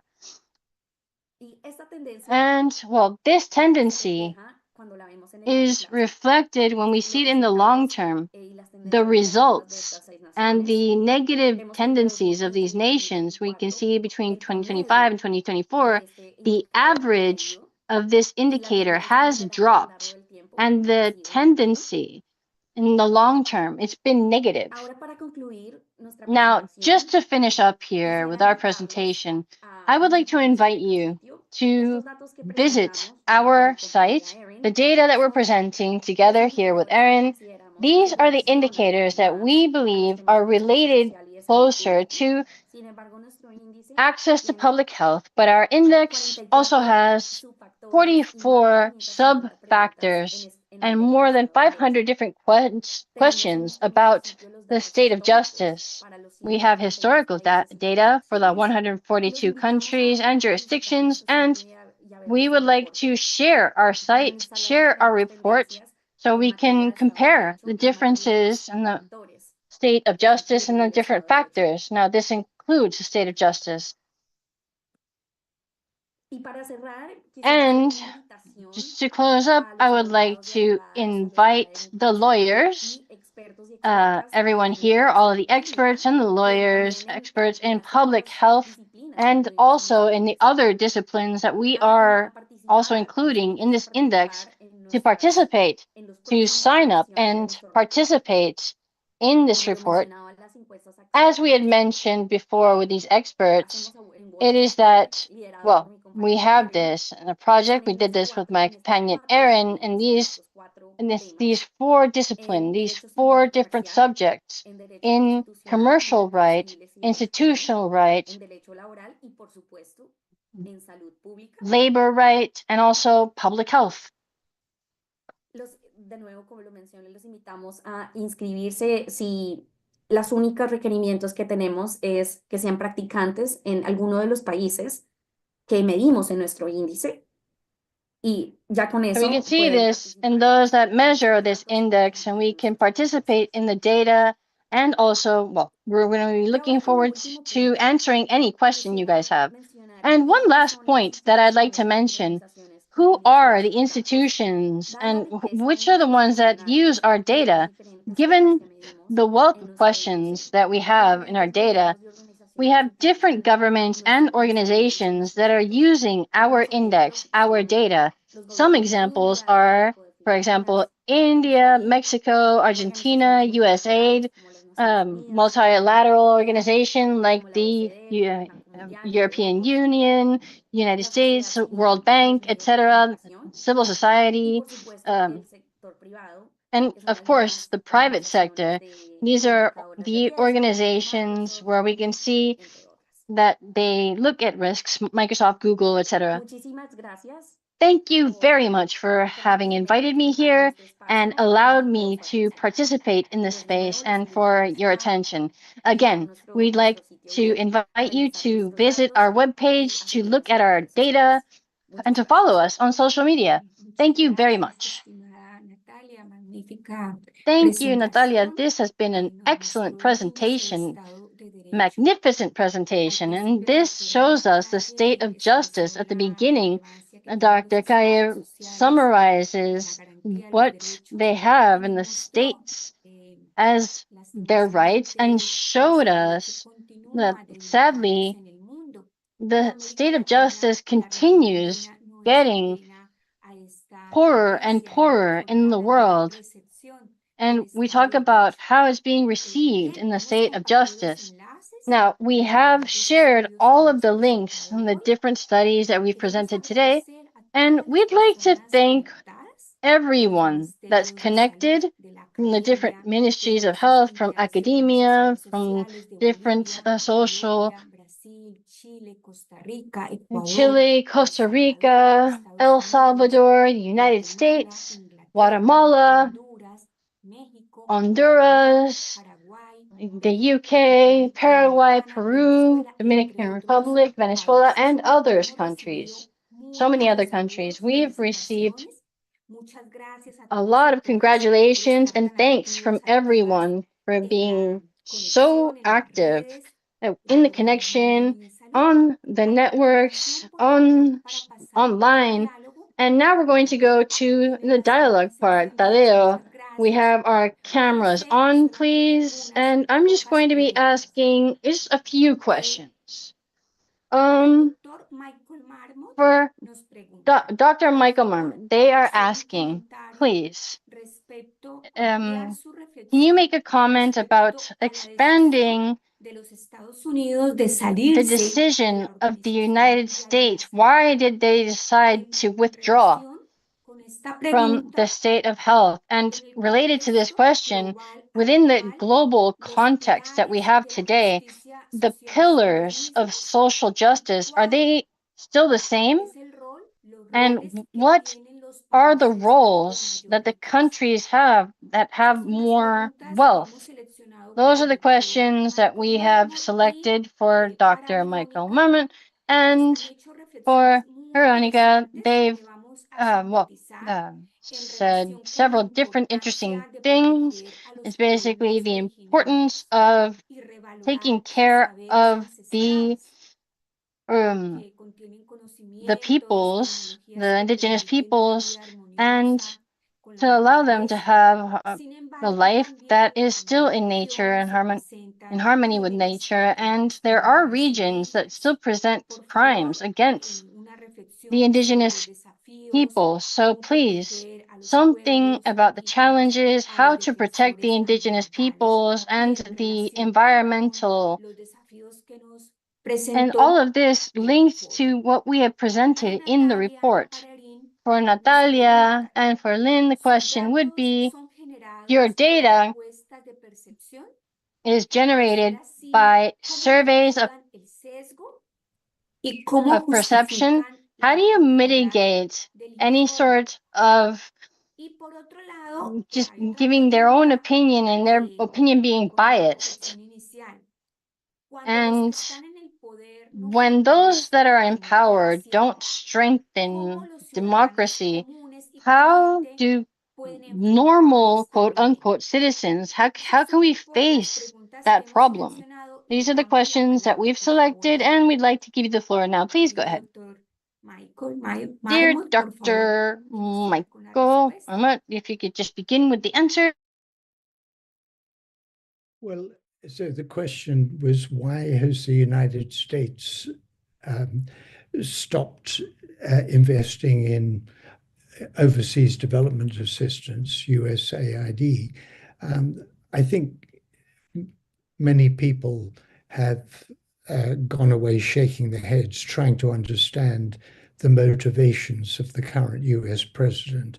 And I don't have any special insight into what goes on inside his head. What I can say is that and it relates very much to what Natalia presented. What I can say is that there was an urgent need to do things differently in the world. It relates to the decline of the rule of law. Some of us thought that the neoliberal era was coming to an end. It clearly wasn't working.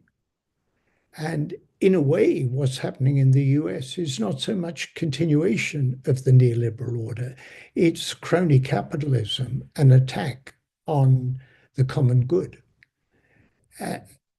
And what we need in the world, and I thought we were on the verge of moving in that direction, is a rediscovery of the common good.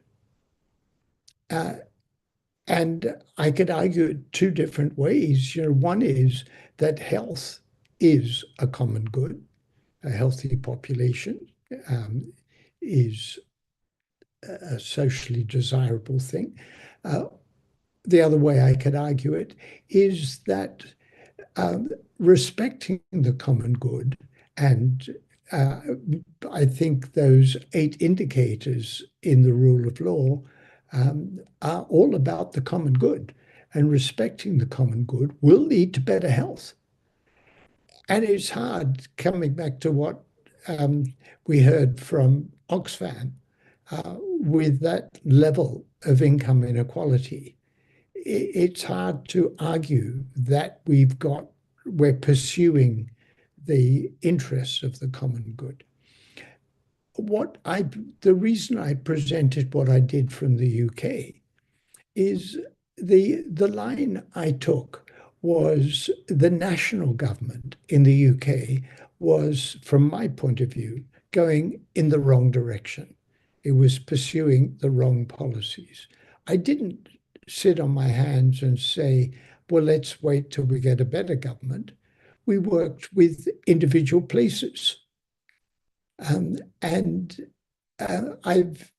like to think that perhaps in the Andean countries, if you can't get the national government of Colombia, of Chile, of Peru, well, Venezuela's in a total mess. You can't get the national government. We could see from every one of your indicators what a total mess Venezuela's in. But if you can't get the national government to embrace social determinants of health, how about individual cities or places or regions? In that spirit of hope, I said when we started in England, we had one, the English city of Coventry. We now have 50 in England, Wales, and Scotland. It's amazing. The national governments are racing to keep up. So my approach would be to say, look within your Andean countries and see if you can't get, the mayor of Medellin, the Valparaiso, wherever it is, to say we're going to work at the city or regional level.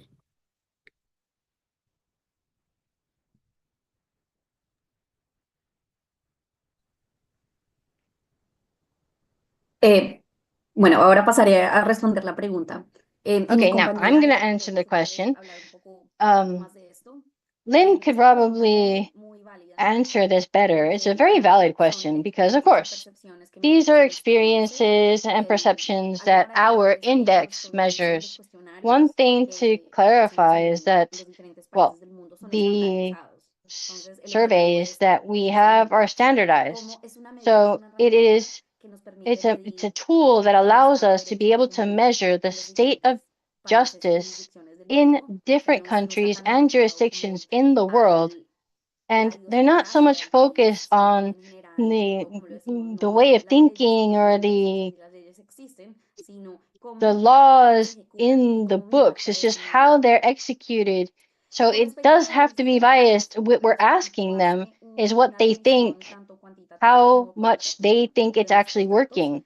And the first thing is that we work with the surveys. These surveys, especially those at home, we work with surveying countries that go to homes and they take samples, they're representative samples on a national level. And we do this, we make it representative in gender, age, income, and the different administrative areas in the country. So our statistical exercise is a demanding one, yes. Now, on the expert side, we invite the experts, like we were mentioning before, we invite experts who are lawyers and those that are reviewing, and those that are not experts, but they work in the public sector, the magistrates and others. And that team looks at and reviews, making sure that they're independent experts. and we combine the data, and then we make the surveys and we review. We review everything in quality and quantity, and we do everything that we have to do to ensure that we have these measurements well. We have the indicators such as, well, freedoms, we have the studies, we have civic justice, transparency, everything that measures corruption in the different countries, and of course, we look at the quality reports, quality reports of organizations, of NGOs. We do an exercise with the news.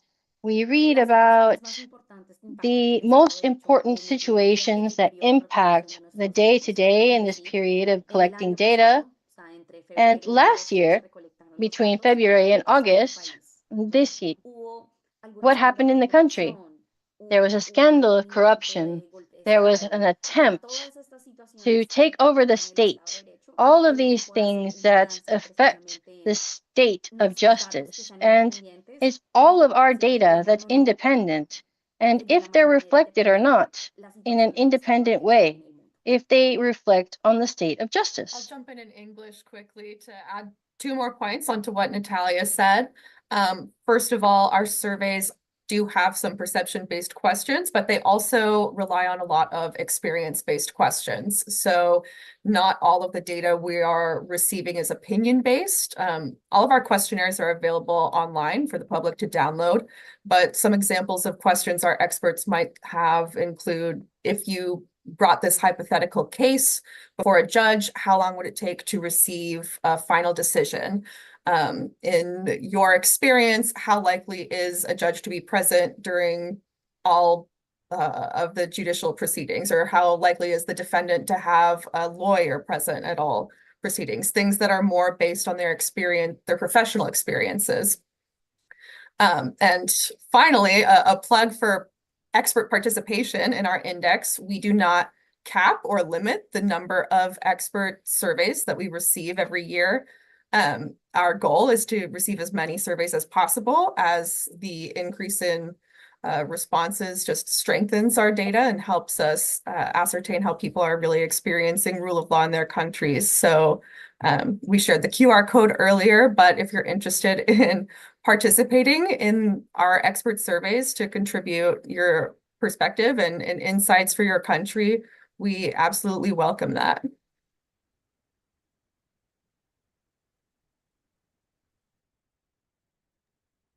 Tomo la palabra, Berta, para responder a la pregunta. Las políticas o la comprensión de qué Berta, I'm just podríamos going to answer the hacer question, the para proteger a nuestros policies indígenas. or what it is that we're going to do to be able to protect the indigenous peoples. I think that Latin America, En algunos países, la población a indígena territory where, entre el 40 well, y in some 50%, places it por can ejemplo, en represent el between caso de 40 and Bolivia, 50%, or in the dependiendo de case of cómo se Bolivia. mide. It really depends on how it's measured. Más que políticas de There are protección, parts, de more than reconocimiento. protection Los países policies, these are andinos hemos recognition. avanzado And the muchísimo Andean en esa countries, dirección. we've analyzed Uno a de los temas lot in centrales this es, por direction. ejemplo, One of the pensar que la main gestión things are territorial, cuando hablamos de that territorios even though we indígenas, have the debe considerar, territorial por part, ejemplo, we should reflejar consider, sus usos for y example, costumbres, sus reflecting conocimientos y the técnicas customs ancestrales and que coexisten knowledge con of prácticas ancestral quizás más things that occidentales, know pero perhaps sobre todo more en el momento occidental than particular others, que but mainly in this atraviesa la particular situación moment hacia una that transición justa, por goes ejemplo, further no than podemos this dejar de lado in more of a esta narrativa fuerte que trata de fair imponer una way, in transición justice. justa This verde places occidental, well, sino más bien revalidar this lo que ya está with the ocurriendo en nuestros justice territorios. and Por to ejemplo, el reevaluate Dahomey, everything that el happens, Sumajamaña, el to Sumajcaza, divide y todas aquellas that is políticas que more implican la cause, recuperación or de las this is more a lenguas, cause. These las are acciones recovering afirmativas para luchar contra la the discriminación. languages, Por lo tanto, affirmations to be able to las get this políticas back. para And la so población the indígena forman policies parte for the de indigenous una visión population, they're transversal part en todas of las acciones. a Es un gran horizontal desafío, es action complejo for pensar everyone. It's a cómo challenge, en it's América complex, Latina but debe in Latin poder America, reconocerse poniéndolos it realmente must be a estos recognized, pueblos en el centro. putting these people in the middle. We have to place them front and center. Thank you very much. We answered some question. We were not able to fit all of the questions within the time, but we will consider them for the next webinar. And just to close up this space and these questions and answers, I'd like to ask each one of the speakers to leave us a final statement. Go ahead, Dr. Martin.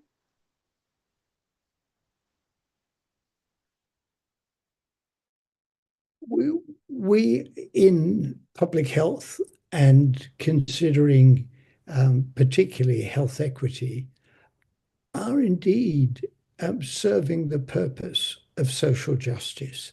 That's what animates us. That's what drives our work every day. And I think what this webinar has illustrated is we can and should make common cause between people who are considering income and wealth and its distribution, the law and public health, close links, the kind of issues of the sort of society we want, which are captured by the Law Project and the indicators, are highly relevant. And as I finished my presentation, we need to work animated by hope.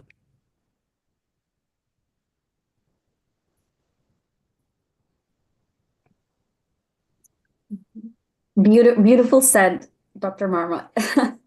Thank you. And if you forgive me, I have to be somewhere else. Thank you. Gracias, doctor. Definitivamente, para hacer eco en lo que mencionó el doctor Marmot y lo que ha mencionado nuestra colega Verónica Paz. Well, definitely, what Dr. Marmot said, and Dr. Paz, it is the importance of social justice and also the investigation that we do, the global project. It's the importance of the state of right. And as we have mentioned before, it's not just an issue for lawyers. Of course, we collect data and we work together with lawyers, but it's understanding how this impacts our day-to-day and how we see social justice, the state of justice, and how this impacts not just if we have access to justice or not. It's also in each one of these countries and in general, places where there are more, we have more prosperous countries, states that understand this more, we have more fundamental roles, we have more access to health, we have more life expectation, and the importance of this and the day-to-day lives that they have and protecting it is very important. Absolutely. Just add a Erin, do you have anything to say? Natalia's presentation today focused on some troubling statistics, but we do want to point out as well that there are some modest improvements happening in the rule of law worldwide. It's the 7th year in a row where more countries declined than improved in rule of law, but that difference in percentage is decreasing. So we have reason to feel optimistic that at least that trend isn't worsening at this point. But other than that, our motto at World Justice Project is data drives justice. And I think investing in these kinds of projects and these initiatives where we collect data and have those tools at our disposal that can be very powerful in the work toward a more socially just society.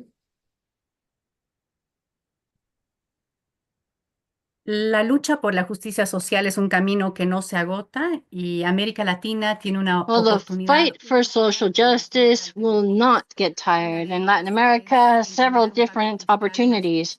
We can have a pact, a legal pact that is more equal, more fair, and we can guarantee the rights for each one of the populations if we push hard enough. Thank you very much for these final words. They're very motivating, very interesting. I'd like to reiterate our thanks for today. Michael Marmot, Veronica Paz, Mrs. Rodriguez, Erika Ment. We have had a lot of congratulations and thanks for all of the participants and also all of the people that have participated in this activity.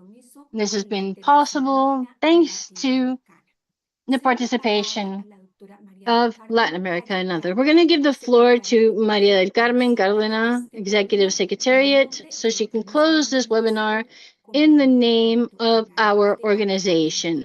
Please go ahead. Well, thank you very much. It's been a fascinating webinar. I think that starting with hard evidence is definitely something that I very much like. When what you show, you have no doubt, it's like this. There are these differences, there are these indicators, and I think that that is part of public health. We have to have evidence. Evidence is very important.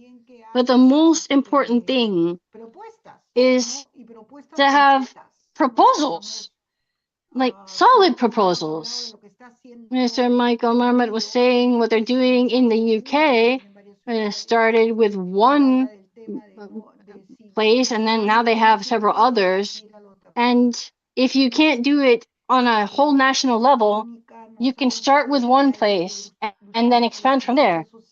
We do have to continue fighting for social justice, and we have to have very concrete proposals. And it's important to join forces. Together, we are stronger. And it's a saying that we have in most of our countries. We're tired of saying that Latin America is the most unequal continent. And we believe that we are thinking of many different possibilities to be able to turn this around and to be able to show others what to do. And Erica has told us about how to evaluate the state of justice. The amount of indicators and information you guys have said today have been overwhelming.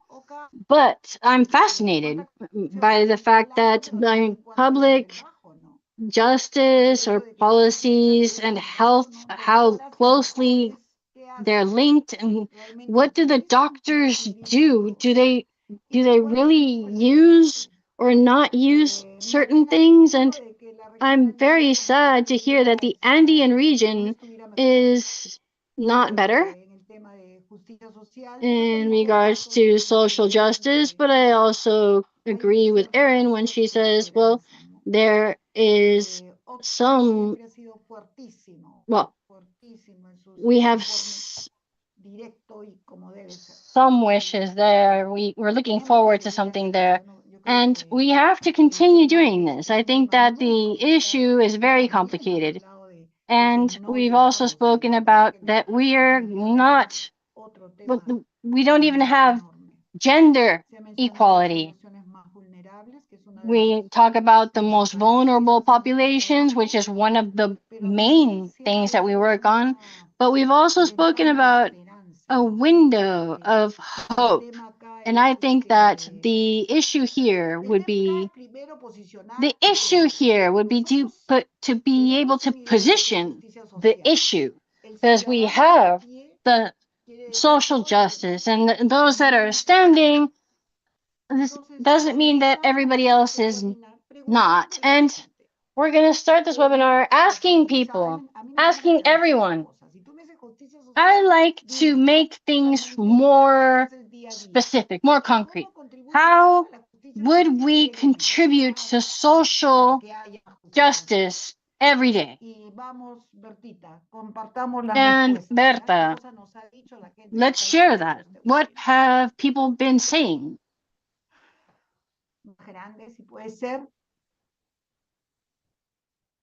Bueno, nos han hablado de solidaridad, de igualdad. Well, they've spoken about solidarity, equality, the use of the voice, the right, de equidad, de enfoque personal, to be able to eliminate barriers, equality, respect, to reducing injustice, consciousness, equality, Mire, realmente a mí me and me truly, llena mucho que hayan contestado así.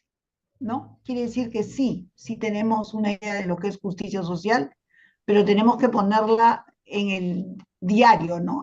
Dependiendo en qué lugar del escenario estemos, ¿no? Porque todos nosotros estamos en lugares diferentes, ¿no? so Hay it's algunas que all estamos a nivel in político, different otras que places. están We're all in a nivel political atención place, primaria, we otros que have están primary decidiendo, attention, others that are digamos, deciding. estrategias para mejorar, pero yo creo que But sí I tenemos que believe hablar de that, justicia social. well, we ¿Puede do have poner to la talk pantalla, por about favor, Bertina? social Lo justice. único que quiero es volverles a The agradecer only thing that I su would like to tiempo do tan is to valioso y que thank seguimos you for trabajando your very juntos valuable para time. eso, And we're going to para que continue working estos temas sean together so relevantes. that these Hoy día things es 20 are de febrero, relevant. justo es el día Today is February de 20th. justicia social y nosotros Today is the queremos más International personas de Social más Justice Day. países And we que would like claro more de people qué from more estamos countries. hablando. No es fácil, es And we need complejo, more pero yo people creo que con to todo lo que understand ustedes what's nos happening. están Because diciendo, not everyone knows. vamos a And hacerlo what para you're lograr. saying, what we have to Y no do is that we have to olvidemos que do this todos better tenemos and better. que ver con Let's not justicia forget social. that all No of us importa en are qué linked to sitio social del escenario justice. It doesn't matter what part of the esto stage no you're es una on. cosa de fin And de this semana, is not esto a es una weekend tarea, activity. esto es una This decisión is de a vida. decision, Hay a que life contribuir decision. a la You justicia have to social. contribute Y sí to estamos social convencidos justice. que debemos And unirnos, we que are debemos ser convinced bloques that we más have to come fuertes, together. ¿no? Eso es And we, definitivo.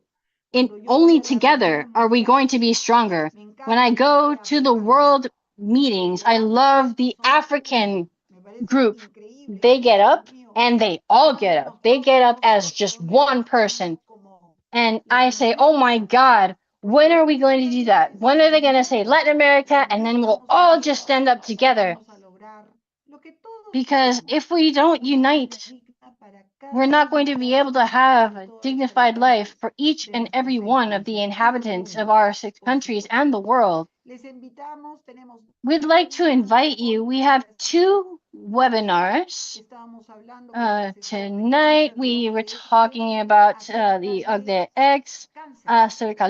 Podemos prevenir It's about cancer. y el Can día we avoid martes cancer? And 25 20th, tenemos actually no, Tuesday the 25th, interesante we have a de very prevención interesting contra webinar enfermedades raras. related El to 28 estamos celebrando el odd Día de las illnesses, because on the Raras. 28th, ¿De qué vamos we a celebrate the hablar? day of odd Enfermedades illnesses. raras y What are we going to talk about? pero reales. Odd illnesses Tenemos in una people, but deuda real ones. pendiente con We sus have a derechos. debt Nuevamente, that is pending Bertita, with muchísimas their gracias, como rights. siempre, Berta, maestra en la it has moderación. been a También pleasure. agradecemos You a have been los moderating tres beautifully. expositores We'd y like a to toda thank la all gente del 4 organismo speakers andino and de salud everyone que in the hace Andean posible que semana a organization semana for health brindemos and toda la justice, that información every de week they una give us the manera information profesional, in one way científica or y another. comprometida. Nos vemos la próxima semana. We'll Chao, chao. see you next week. Goodbye.